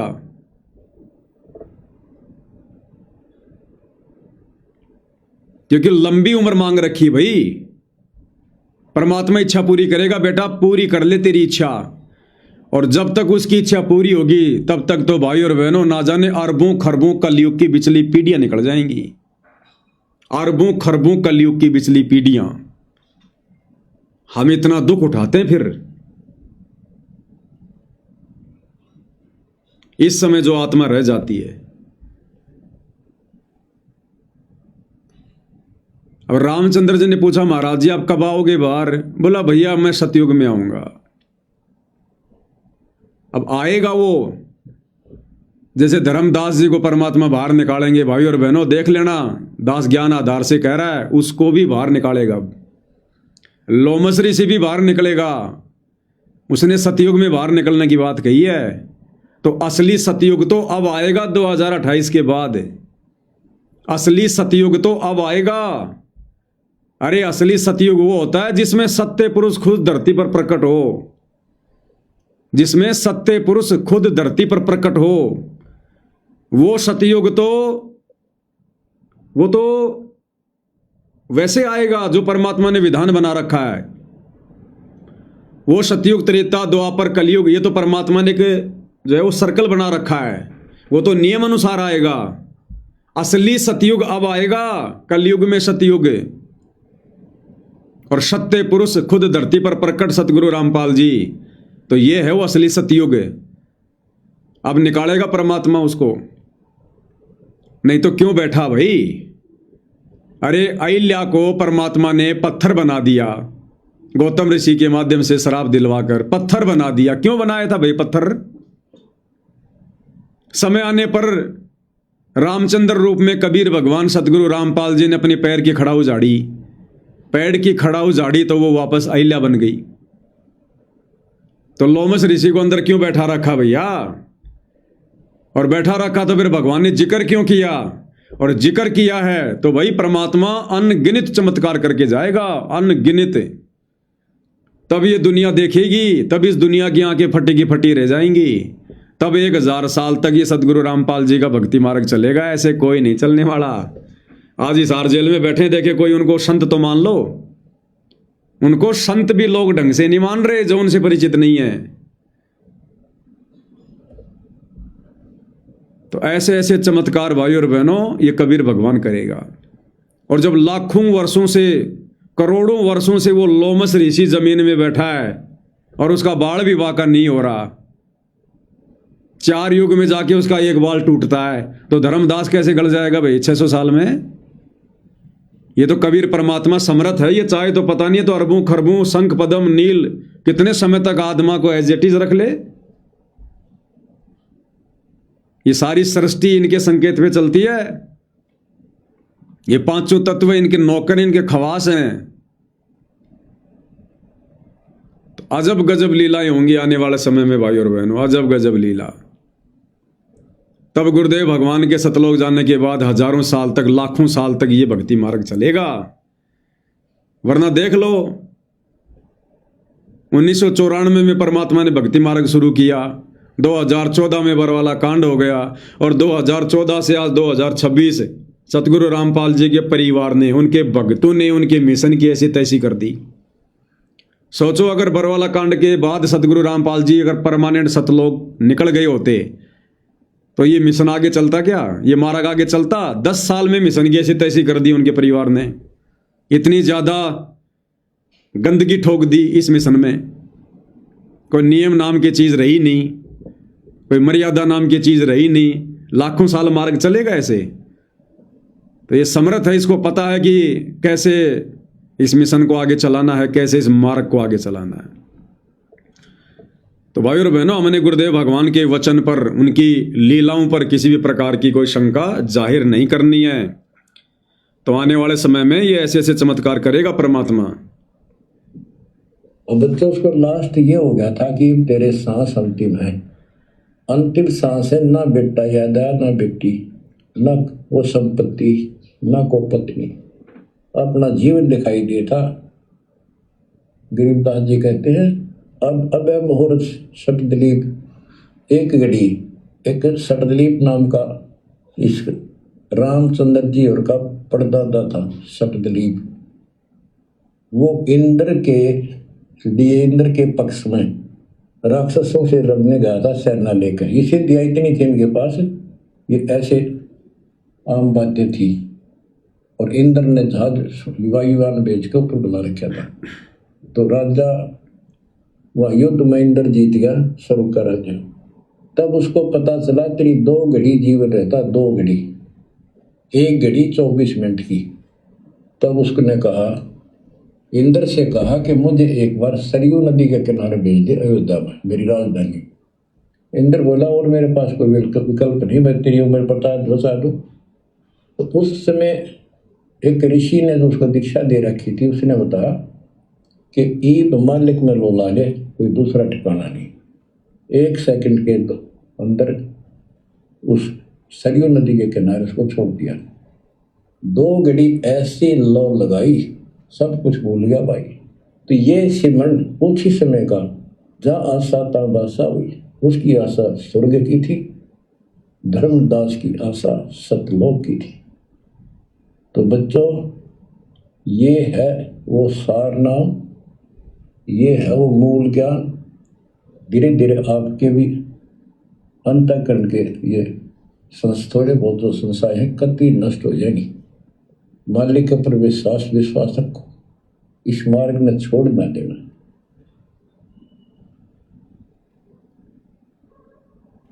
अब तो फिर हम वहाँ देख कर आए थे उस जगन्नाथ के उस सारे सिस्टम को, जहाँ मालिक ने वो चबूतरे बैठ कर समुद्र रुका था। वहाँ एक, या उसको सुरक्षित रखने के लिए वहाँ एक मंदिर नुमा स्थान मणि बना रखी है। क्या कह रहे हैं गुरुदेव? धर्मदास जी की समाधि को सुरक्षित रखवाने के लिए वहाँ एक मंदिर नुमा गुम्बज बना रखी है और एक कबीर पंथी वहाँ पर महंत रहता है। उसको सुरक्षित रखने के लिए वहाँ एक मंदिर नुमा स्थान मणि बना रखी है ताकि वो सुरक्षित रहे। वो पूजा पाजा नहीं उसमें कुछ भी। वहाँ कबीर पंथी महंत रहते हैं, वह उनको थोड़ा बहुत चढ़ावा से जब से गुजारा कर रहे, वो उसके संरक्षक है, बस इतना। तो परमात्मा ने उसको अभी तक सुरक्षित रखवाया है। नहीं तो कब के लोग ढा ढू देते उसको। गुरुदेव भगवान ने सुरक्षित रखवाया है। आज गुरुदेव भगवान हिसार जेल से बाहर निकलकर जब जगन्नाथ जाएंगे तो वहां कुछ तो चमत्कार दिखाएंगे। वहां पर धर्मदास जी को परमात्मा बाहर निकालेंगे। फिर आमनी देवी भी अपने पति ना आया तो उसको देखने चली गई। परमात्मा ने फिर उसको भी यही दशा करी कि भगवान मेरा भी ऐसे नहीं छुपा। अब मैं भी छकली और थकली। उसके बाद जब धर्मदास जी वापस नहीं पहुंचे तो धर्मदास जी की धर्मपत्नी आमिनी देवी वो भी चली गई परमात्मा की प्रेरणा से। परमात्मा ने उसको भी प्रेरणा करके और जगन्नाथपुरी बुलवा लिया। और जब उसको पता चला कि ऐसे ऐसे धर्मदास जी को समाधि दे दी गई है तो आमिनी देवी ने कहा कि हे गुरुदेव, हे परमात्मा, मेरे को भी समाधि दे दो। अब भाई आमिनी देवी को समाधि देने का क्या मतलब था भाई? आमिनी तो कोई काम खराब करने वाली नहीं थी। आमिनी को कौन सा परमात्मा ने सार नाम दिया था जो उस मंत्र को आगे बता देती? अगर कोई ये सोचे कि भाई धर्मदास उस मंत्र को आगे बता देता इसलिए परमात्मा ने जिंदा समाधि दे दी, आमिनी देवी किसको मंत्र बताती? आमिनी देवी को तो परमात्मा कहते हैं केवल सतनाम सतनाम दिया था। और उस समय भाई और बहनों कौन सा सतनाम दिया था, क्या सतनाम दिया था तो परमात्मा को पता है। मालिक तो जो मर्जी मंत्र दे दे वही सतनाम है। उस समय तो मंत्र देने ही नहीं थे। ये सतनाम भी किसी को नहीं देना था। जब प्रथम नाम ही परमात्मा ने उस समय पूरा नहीं दिया तो सतनाम कैसे देंगे, सारनाम कैसे देंगे? तो चलो धर्मदास को तो ये सोच लो भैया, अगर वो जिंदा रहता तो पुत्र मोह में आके वो सार नाम बता देता चूड़ामणि को। आमिनी क्या बताती? तो आमिनी को भी जिंदा समाधि देने का क्या मतलब है? परमात्मा दोनों को बाहर निकालेंगे एज इट इज, ऐसे के ऐसे। और कह रखा गुरुदेव भगवान ने सत्संग में कि बच्चों ये भक्ति करते रहो, सतलोक जाओगे, शरीर जाओगे। तो परमात्मा सबके सामने, लाखों लोगों के सामने धर्मदास को और आमिनी देवी को समाधि से बाहर निकालेंगे और उन दोनों आत्माओं को वो प्रवचन करेंगे वहां पर घंटों खड़े होके। जैसे उस कमाल ने और कमाली ने 1.5-2 घंटे खड़े होके परमात्मा की महिमा गाई थी, ऐसे धर्मदास और आमिनी देवी कई घंटों तक परमात्मा जी का गुणगान करेंगे, महिमा गाएंगे, 650 साल का पूरा इतिहास बताएंगे। और उसके बाद परमात्मा उन दोनों आत्माओं को सबके सामने शरीर सतलोक भेजेंगे। भाई वचन है गुरुदेव का, कह रखा गुरुदेव ने सत्संग में कि बच्चों भक्ति करते रहो, सतलोक जाओगे और शरीर जाओगे। तो परमात्मा शरीर भी भेजेगा भाई। अरे जब 500 साल पहले मीराबाई के चाचा ससुर भवन को, घोड़े को और गुलाम को शरीर विष्णु लोक में भेज दिया था, तो ये तो कलयुग की बिचली पीढ़ी है। ना जाने परमात्मा क्या क्या चमत्कार करेंगे, क्या क्या चमत्कार। ये दुनिया ज्ञानवान से नहीं मानने वाली। ज्ञानवान से तो उनके भगत ही नहीं मान रहे, उनका परिवार ही नहीं मान रहा। ज्ञानवान से तो केवल ये चंद मुट्ठी भर भगत मान पाए हैं, साथ संगति से जुड़े भाई बहन। हमें किन्हीं चमत्कारों की उम्मीद नहीं है। हमें कोई इच्छा नहीं है कि परमात्मा ऐसा चमत्कार दिखाएं, ऐसा चमत्कार करें। या हमारी अंदर से ऐसी कोई इच्छा नहीं है कि भाई हम भी देखेंगे धर्मदास को बाहर कैसे निकालेंगे, फिर हमें विश्वास होगा कि हाँ गुरुजी भगवान है। हमने तो आज ही विश्वास कर लिया। हमारी कोई इच्छा नहीं है धर्मदास को समाधि से निकलते हुए बाहर देखने की, लोमस ऋषि को बाहर निकलते हुए देखने की, या प्रहलाद के लोक में परमात्मा उड़ के जाएंगे दुनिया के सामने। हमें आवश्यकता नहीं है। हमारे अंदर तो रत्ती भर भी इच्छा नहीं है, रत्ती भर भी। हमारी तो एक ही इच्छा है कि परमात्मा हमें निकाल दे यहां से, सतलोक भेज दे बस। परमात्मा आगे मालिक की मौज है, वो करते रहेंगे चमत्कार जिनके लिए करने होंगे। हमारे लिए चमत्कार कोई खास मायने नहीं रखता। हम तो उनकी ज्ञान आधारी आत्मा है, चमत्कारी आत्मा नहीं है। चमत्कार देखकर तो वो जुड़ेंगे फिर आगे जिन्होंने पार नहीं होना है। तो आमिनी को भी परमात्मा ने जो है जीवित समाधि दी। इसका मतलब दोनों को परमात्मा बाहर निकालेंगे और सह शरीर दोनों को सतलोक भेजेंगे, तभी ये धर्मदास के वंशज सतगुरु रामपाल जी के चरणों में नाक रगड़ेंगे कि हे साहेब, हम तो नकली साहिब थे, असली साहिब तो आप हो। फिर आमनी देवी भी अपने पति ना है, उसको देखने चली गई। परमात्मा ने फिर उसको भी यही दशा करी कि भगवान मेरा भी ऐसे नहीं छूटा। अब मैं भी छकली और थकली, तो उन दोनों की यादगार वहाँ आज भी बनी हुई है। बच्चों, ये था उस समय जब धर्मदास से अतिरिक्त कोई भी सच्चे ज्ञान को सुनने वाला सुनाने वाला नहीं था, और आज आपके लिए तक परमात्मा ने खजाना खोल दिया।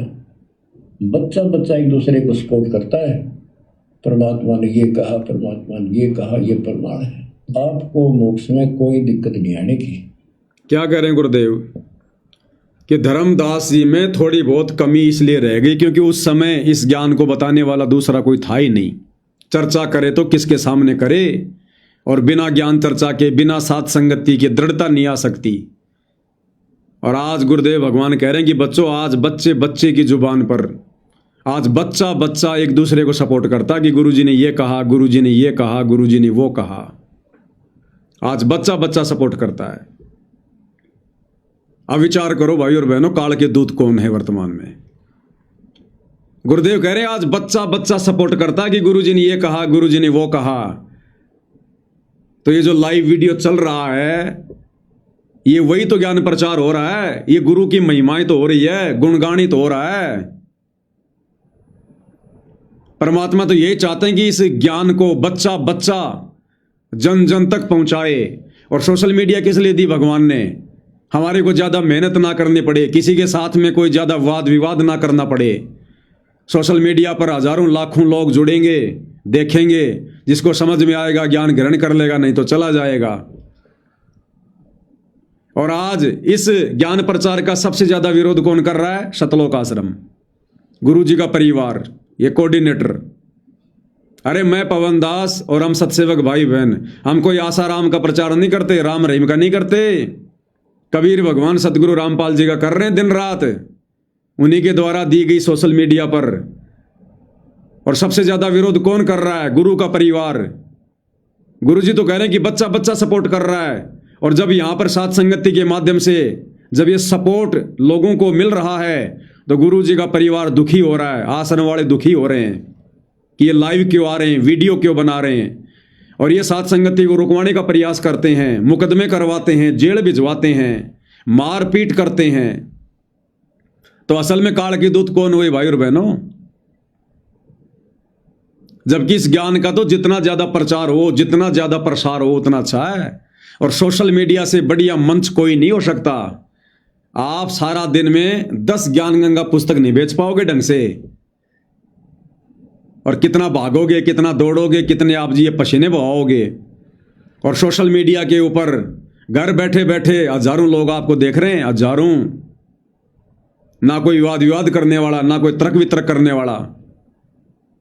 असली ज्ञान प्रचार सोशल मीडिया है। सोशल मीडिया क्योंकि भगवान ने सबकी जेब में मोबाइल डाल दिए, झोपड़ी झोपड़ी में मोबाइल हो गए, बच्चे बच्चे के पास मोबाइल हो गए। और विरोध कौन कर रहा है? गुरु का परिवार। जबकि उनको पता अच्छे से कि हम साथ संगति वाले भाई बहन हम क्या कर रहे हैं। हम गुरु को परमात्मा मानने वाले जीव हैं, हम ज्ञान आधारी जीव हैं, हमारा लक्ष्य केवल मोक्ष प्राप्ति है। लेकिन काल नहीं चाहता ना। तो सबसे ज्यादा विरोध साथ संगति का किसने किया? साथ संगति बोले तो सतगुरु रामपाल जी का असली मिशन, सतगुरु रामपाल जी का यथार्थ मोक्ष मिशन। तो काल ने तो भक्तों के कर्म फुड़वाने से मतलब है, कर्म फुड़वाने से। ये नकली साधु संतों का भी इतना विरोध नहीं करते जितना साथ संगति का करते हैं सतलोक आश्रम वाले। तो गुरु तो कह रहा है कि आज वर्तमान में बच्चा बच्चा सपोर्ट कर रहा है कि गुरुजी ने ये कहा, गुरुजी ने वो कहा। तो हम सारा दिन लाइव आकर यही तो बताते हैं कि गुरुजी ने सत्संग में ये बताया, गुरुजी ने इस पुस्तक में ये बताया। और आश्रम वालों को दर्द होता है। तो ये गुरुजी के ज्ञान प्रचारक हैं या गुरुजी के ज्ञान विरोधक हैं सतलोक आश्रम वाले? तो ये हैं वो असली काल के दूत भाई और बहनों, असली काल के दूत। तो इन आश्रमों में जाने वाली संगत से प्रार्थना है भैया, निकल जाओ इनसे बाहर। कुछ नहीं मिलेगा तुम्हें वहां पर, कुछ नहीं मिलेगा। तुम सोच रहे हो हमारी भक्ति बन रही है, तुम सबकी मर्यादा खंडित है। तुम्हारी जो पिछली भक्ति है वो भी धीरे धीरे पंचर हो रही है, आगे की भक्ति तो छोड़ो। तुम सबके जो कनेक्शन है वो कटे हुए हैं। जब गुरु के परिवार का कनेक्शन ठीक नहीं है, केवल अपनी बैटरी खा रहे हैं, अपनी मलाई खा रहे हैं पिछली, और कब बैटरी डिस्चार्ज हो जाए, कब दुर्गति हो जाए, कोई भरोसा नहीं इनका। तभी तो आए दिन इनके कोऑर्डिनेटर कुत्ते वाली मौत मर रहे हैं, अकाल मौत मर रहे हैं। तो आश्रमों से जुड़े नादान भगत भाई बहनों से प्रार्थना है, परमात्मा चाहिए तो साथ संगति से जुड़ जाओ, दूसरा तरीका नहीं है। चाहे कहीं धक्के खा लेना, समय रहते आ जाओगे अच्छी बात है, नहीं तो कमर तुड़वा के आओगे। अगर भक्ति करनी है तो जुड़ना यही पड़ेगा। नियम मर्यादा भक्ति क्रिया यही होगी जो साथ संगत वाले भाई बहन कर रहे हैं।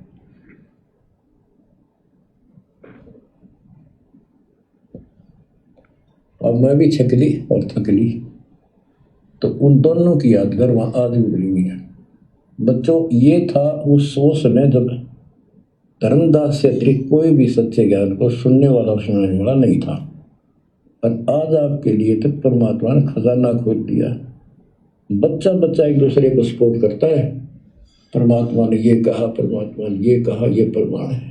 आपको मोक्ष में कोई दिक्कत नहीं आने की। लेकिन भाई आश्रम वाले नहीं चाहते कि भगत दृढ़ हो जाएं। समर्पित हो जाओ। इन बालकों की कथा ना सुनना, कहना ये डूम बाट के गीत नहीं है, ये समर्थ की बताई सच्ची कथा, ये सत्यनारायण कथा है। परमात्मा आपको मोक्ष दे, सदा सुखी रखे। सत्संग।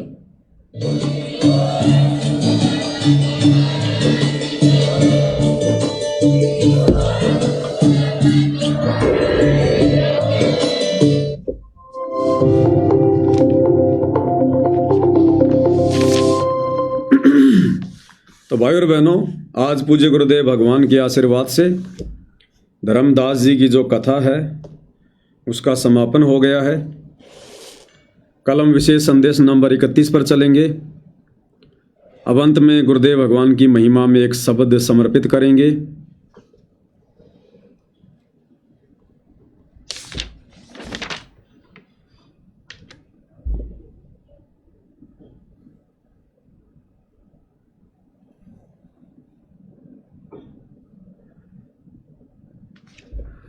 शब्द नंबर 62 है, पेज नंबर 161।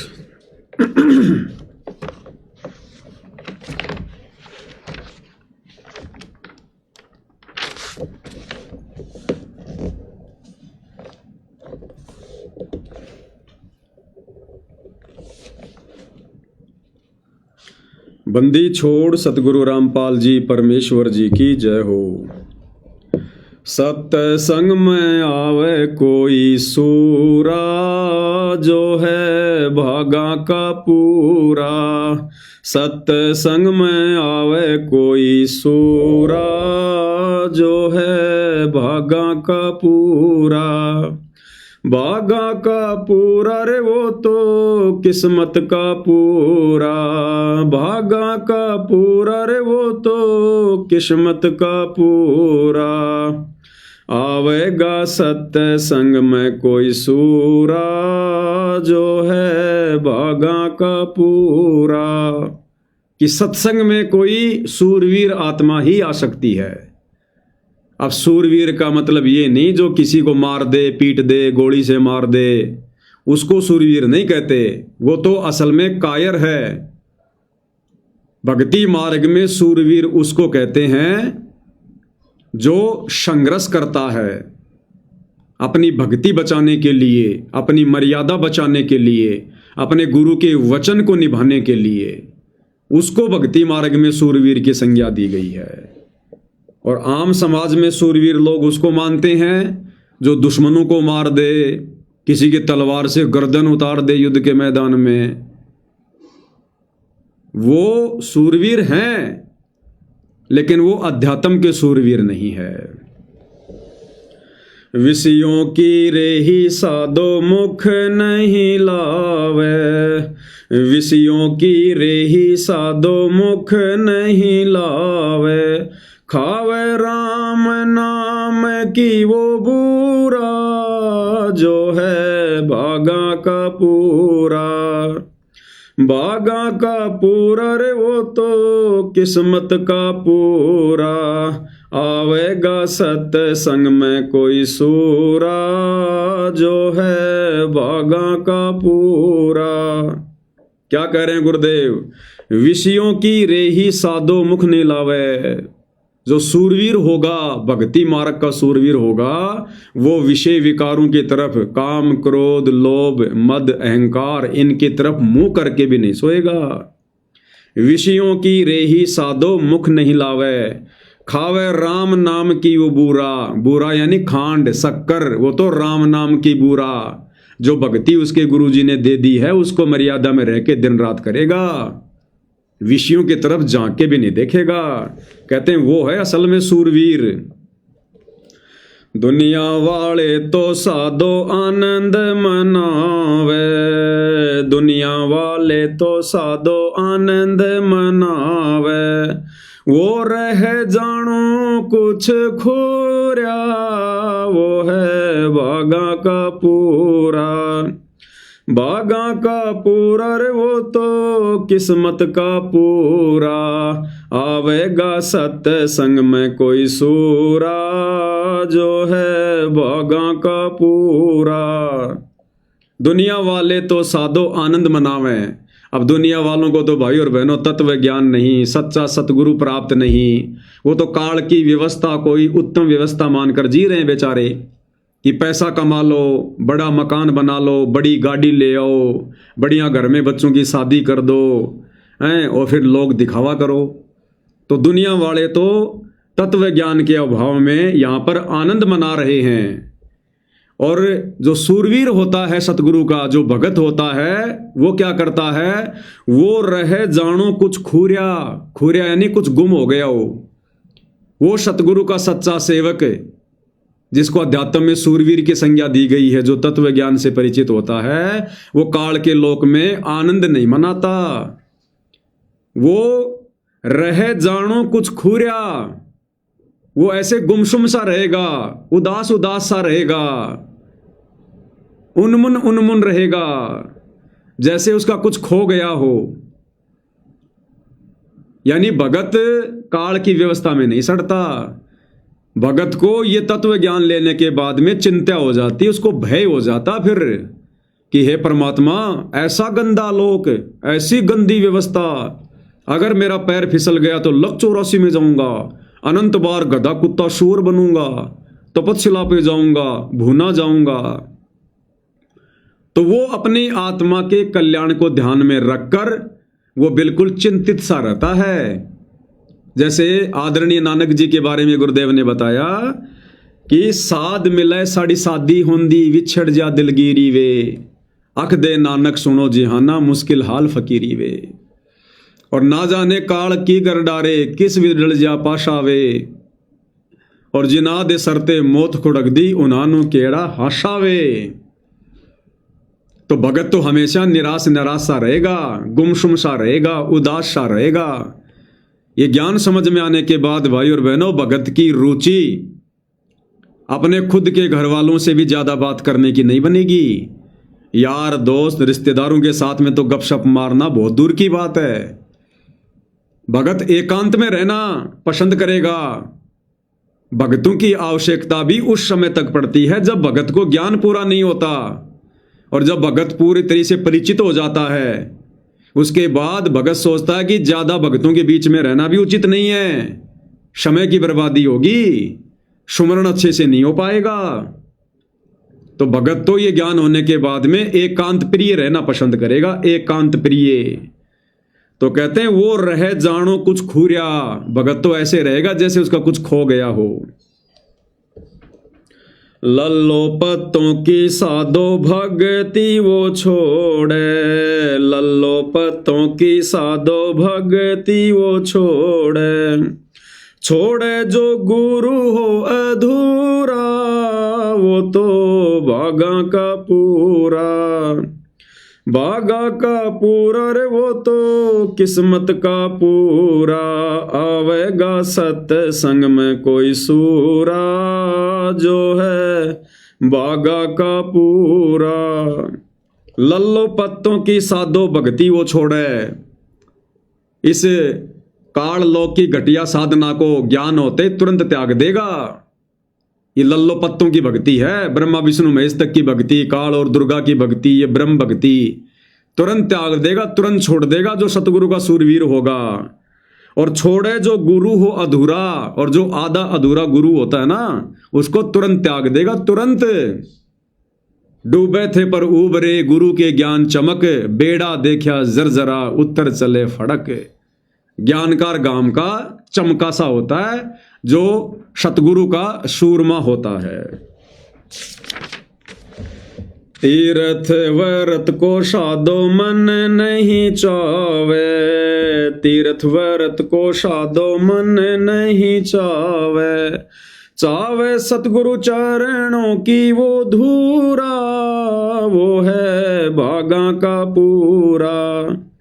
भागा का पूरा रे वो तो किस्मत का पूरा, आवेगा सत्संग में कोई सूरा, जो है भागा का पूरा। सतगुरु का सतज्ञान होने के बाद कहते हैं फिर वो तीर्थ व्रत, ये ओछी साधना, घटिया साधना, आदि अधूरी काल ब्रह्म की साधना, 3 लोक तक की आदि अधूरी साधना, इसको तुरंत त्याग देगा। और चावे सतगुरु चरणों की वो धूरा, वो तो अपने सतगुरुदेव भगवान के चरणों की धूल चाहेगा। अब सतगुरु के चरणों की धूल क्या है? सतगुरु के द्वारा दी भक्ति मर्यादा में रह के करना, सतगुरु सेवा करना, ये सतगुरु के चरणों की धूल है।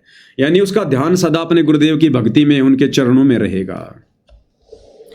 सांग सनीमा साधो कब हूं ना देखे, सांग सनीमा साधो कब हूं ना देखे। देखे वो घटे ही माही जहूरा, वो है भागा का पूरा।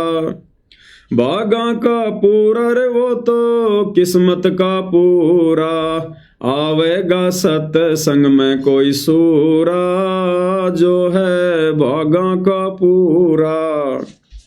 फिर जो सतगुरु का सूरवीर भगत होता है, उसकी क्या खासियत है, क्या उसकी पहचान है? सांग सनीमा साधो कबू न देखे। ये दुनिया का सांग सनीमा, नाचना गाना, ये भगत को अच्छा भी नहीं लगेगा, नजर उठा के भी नहीं देखेगा। अगर कानों में आवाज भी आ गई तो अच्छा सा नहीं लगेगा कि भाई यहां से निकल ले तुरंत। सांग सनीमा साधो कबू न देखे। और हमारे सतलोक आश्रम से जुड़े भाई बहन खुद अपने गुरुजी के प्रोग्राम में लड़कियां नचवा रहे हैं, म्यूजिक बजवा रहे हैं, रागनियां गवा रहे हैं।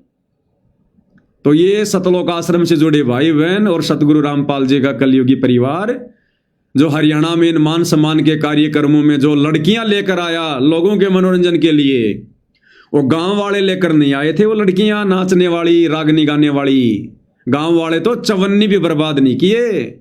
गांव वालों को वहां तक आने में जो डीजल लगाना ट्रैक्टरों का, वो भी सतगुरु रामपाल जी के परिवार ने दिया। तो ये नाचने गाने वाली लड़कियों की व्यवस्था सतगुरु रामपाल जी के परिवार ने करवाई थी। तो बताओ, ये तो सांग सनीमा खुद देखना तो छोड़ो, दुनिया को दिखा रहे हैं। तो भाई ये लोग सतगुरु के शूरवीर हंस नहीं है। देखे वो घटे ही माही जहूरा, वो है भागा का पूरा। अब जो सतगुरु का सूरवीर भगत है, वो क्या देखता है? वो अपने घट के अंदर, अपने शरीर के अंदर वो भक्ति के नजारे देखता है। कैसे देखता है? सतगुरु की भक्ति करके, यानी उसको आनंद आएगा। वो सदा अपने सतगुरु की भक्ति में मस्त रहेगा। राम नाम की बूरा उसका आनंद लेता रहेगा, सदा सुमरण करता रहेगा। वो है सतगुरु का असली सूरवीर भगत है। भली बुरी साधो सब की वो सुनता, भली बुरी साधो सब की वो सुनता। लोक लाज बगावे वो दूरा, वो है भागा का पूरा। भागा का पूरा रे वो तो किस्मत का पूरा, आवेगा सत्संग में कोई सूरा, जो है भागा का पूरा। फिर क्या विशेषता बताई सतगुरु के सूरवीर भगत की? भली बुरी साधो सबकी वो सुनता। सतगुरु का सच्चा भगत, सूरवीर भगत, वो दुनिया की भली बुरी बातें सह हर सुन लेता है। सुनने का मतलब है वो ध्यान नहीं देता उनकी तरफ। ये क्या पता इन नादानों को, इन बालकों को भक्ति मार्ग के विषय में, मेरे सतगुरुदेव भगवान के विषय में क्या जाने ये कल का बच्चा, ये नादान बालक। वो ध्यान नहीं देता किसी की बातों पर, चाहे उसके बारे में कोई कुछ भला बुरा कहे, चाहे उसके गुरु के बारे में कुछ भला बुरा कहे। वो अपनी मस्ती में मस्त रहता है कि मेरा गुरु तो साक्षात परमात्मा है, दुनिया चाहकर भी उसके दामन पे दाग नहीं लगा सकती। और मैं भगत यदि अपने गुरुजी की नजरों में पाक साफ हूं तो दुनिया चाहे कितना ही दाग लगाए कोई फर्क नहीं पड़ता। तो वो मस्त मौला रहता है वो दुनिया की तरफ से। भली बुरी साधो सबकी वो सुनता। जबकि देख लो शतलोक आश्रमों से जुड़े भाई बहन, गुरु का परिवार, कभी आर्य समाज का कोई व्यक्ति सतगुरु रामपाल जी पर टिप्पणी कर देता है तो ये लोग रोडों पर आ जाते हैं, वीडियो बनाने लग जाते हैं, उसने ऐसा क्यों बोल दिया, मुकदमा करेंगे। अभी 5-7 रोज पहले एक अंजलि आर्या नाम की एक बहन ने सतगुरु रामपाल जी को लेकर वही घिसी पिटी बातें जो हरियाणा में जो प्रचलित हैं, वो 4 बात उसने बोल दी।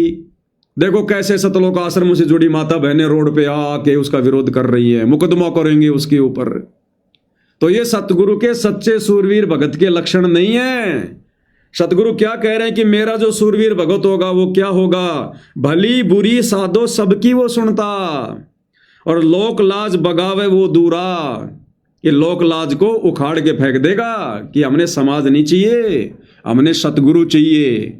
समाज की जो भी परंपरा, जो भी व्यवस्था भक्ति में बाधक है, 2 मिनट में उखाड़ के फेंक देगा कि भैया सतगुरु चाहिए। समाज मुझे कुछ नहीं दे सकता, समाज मुझे लक 84 से बाहर नहीं निकाल सकता, जन्म मरण से पीछा नहीं छुड़वा सकता। ढोले डरामे साधो जग के ना सुनेता। ढोले डरामे साधो जग के ना सुनेता। सुने वो अनहद तूरा जो है भागा का पूरा। भागा का पूरा रे वो तो किस्मत का पूरा। आवेगा सत्संग में कोई सूरा जो है भागा का पूरा। फिर आगे क्या विशेषता बताई सतगुरु के सूरवीर संत की? ढोल ड्रामे साधो जग के ना सुनता। ये दुनियादारी के ढोल ड्रामे, नाचने गाने बजाने, इसमें भगत की रुचि नहीं होती है। और सतलोक आश्रमों से जुड़े भाई बहन, गुरु का परिवार, ये तो सतलोक आश्रमों में भी फिल्में बना बना के, गाने लगा लगा के, बैकग्राउंड में म्यूजिक लगा लगा के और भक्तों को सुना रहे हैं। अन्नपूर्णा मुहिम की रागनियां बनवा बनवा के, गाने बनवा बनवा के, गुरुजी के प्रोग्राम में बाहर से लड़कियां लाकर उनसे रागनी गवाई जा रही है, उनसे डांस करवाया जा रहा है। ये लोग सतगुरु के सूरवीर हंस नहीं हैं। ये पहचान बता रहे हैं गुरुदेव भगवान। ढोल ड्रामे साधो जग के न सुनता। इनके तो सतलोक आश्रमों में जगत वाले 150 ट्रैक्टर लेके ढोल बाजे बजाते हुए आते हैं और उनका ये सतलोक आश्रम वाले, गुरु का परिवार, उनका स्वागत कर रहे हैं। वो मदीना गांव से वो नकली, वो कबीर पंथी स्वदेश 150 ट्रैक्टर लेके आया मदीना गांव से, ढोल बाजे बजाता हुआ आया। सतलोक आश्रम धनाना के अंदर भी ढोल बाजे बजवाए। और गुरु का परिवार उन नकली कबीर पंथियों को, जो सतगुरु रामपाल जी के सबसे ज्यादा घोर विरोधी, जिन्होंने सबसे ज्यादा उनकी आत्माओं को फंसा रखा है, सतगुरु का परिवार उनको पगड़ी पहनाकर, साफा पहनाकर, शॉल पहनाकर उन काल के दूतों का स्वागत कर रहा है और बैंड बाजे आश्रम के अंदर बजवा रहा है। तो भाई ये सतगुरु के सूरवीर हंस नहीं है। ढोल ड्रामे साधो जग के न सुनता। सुने वो अनहद तूरा जो है भागा का पूरा। सतगुरु का हंस क्या सुनेगा? अनहद तूरा। अनहद, वो तो भैया सतनाम का जाप करेगा श्वास श्वास में, और सतनाम के जाप से फिर एक समय ऐसा आएगा उसके घट के अंदर ही उसे वो अनहद बाजा बजता हुआ दिखाई देगा। अब इसमें बहुत सारी बातें भाई और बहनों गुरुदेव ने क्लियर किया हुआ है। ये सबके साथ में घटना नहीं घटित होती है, ध्यान रखना। ये बहुत जल्दी उन आत्माओं के साथ में होता है जिनके पूर्व जन्म की भक्ति कमाई ज्यादा होती है, जिसके प्रतिफल में उसे वो अनहद धुन सुनाई देने लगती है। लेकिन गुरुदेव ने बताया कि जब तक हम इस शरीर में हैं और यदि हमें सतनाम के जाप से या प्रथम नाम के जाप से वो बाजा बजता हुआ वो झिंगे जैसी धुन सुनाई देती है, तो इसमें कोई खुशी जाहिर करने की बात नहीं है। इस पिंड के अंदर काल तक की ही धुन सुनाई देगी, तो ये कोई बड़ी बात नहीं है। और जिसको नहीं सुनाई दे रही है तो गुरुदेव कहते हैं कि उसने चिंता करने की जरूरत नहीं है, उसने अपनी भक्ति पर ध्यान देना है। मोक्ष मंत्र से होगा, मोक्ष सुमरण से होगा, मोक्ष मर्यादित भक्ति से होगा, चाहे बाजे बजे चाहे बाजे ना बजे। जैसे पहले के समय में शादियां होती थी तो क्या पहचान होती थी कि भाई बैंड बाजे बज गए, ढोलक बज गए, भाई बारात आ गई, लड़का आ गया भाई, तो लड़की खुश हो जाती थी कि हाँ आ गया मेरा पति भाई। और आजकल क्या हो रहा है, आजकल कोर्ट में जाके शादियां कर रहे हैं, ना कोई बैंड बज रहा ना कोई बाजा बज रहा, और वो भी शादी हो रही है। तो जिसको ये बैंड बाजे वगैरह सुनाई देते हैं, दास को तो नहीं सुनाई देते हैं, अगर किसी भाई को सुनाई देते हैं कोई आवाज किसी भी प्रकार की सुमरण करते समय, तो उसमें हमने ज्यादा कोई खुश होने की आवश्यकता नहीं है। वो तो काल तक की धुन है, वो तो केवल इस बात का ये प्रमाण है कि आपकी भक्ति जमा हो रही है और आपके पास में पिछले जन्म की भी काफी आपके पास में भक्ति है। और इन बाजों को देखकर हमने भ्रमित नहीं होना है, अपनी मर्यादा नहीं तोड़ देनी है, खाली बाजे सुनने के चक्कर में ही सुमरण करने नहीं बैठना है, बल्कि कोशिश करे गुरुदेव भगवान से प्रार्थना करे कि परमात्मा दास के ऊपर रजा करो परमेश्वर, मेरी भक्ति में किसी प्रकार की कोई बाधा ना हो। माया कमाई साधो हक की वो करता, माया कमाई साधो हक की वो करता, नाम कमाई में वो बेसबूरा, जो है भागा का पूरा, भागा का पूरा रे वो तो किस्मत का पूरा, आवेगा सत्संग में कोई सूरा, जो है भागा का पूरा। अब देखो कितनी बढ़िया शिक्षा दे रहे हैं गुरुदेव।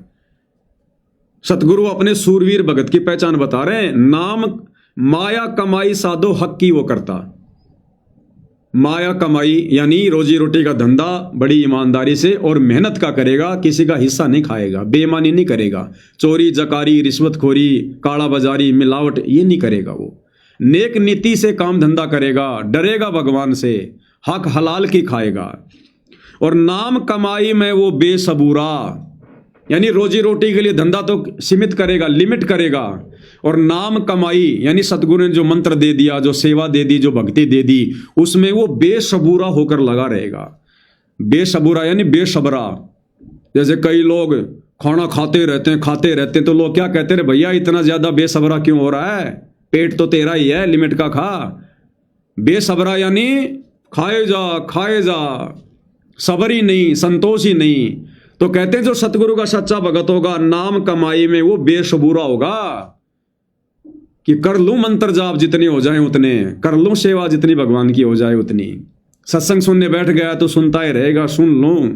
बेसबूरा, उसको पता है कि ये कमाई मेरे काम आएगी, ये मेरा असली धन जमा हो रहा है। तो भाई और बहनों, पूज्य गुरुदेव भगवान के आशीर्वाद से आज की सत्संगति में केवल इतना ही। कल विशेष संदेश नंबर 31 पर गुरुदेव भगवान की महिमा करेंगे।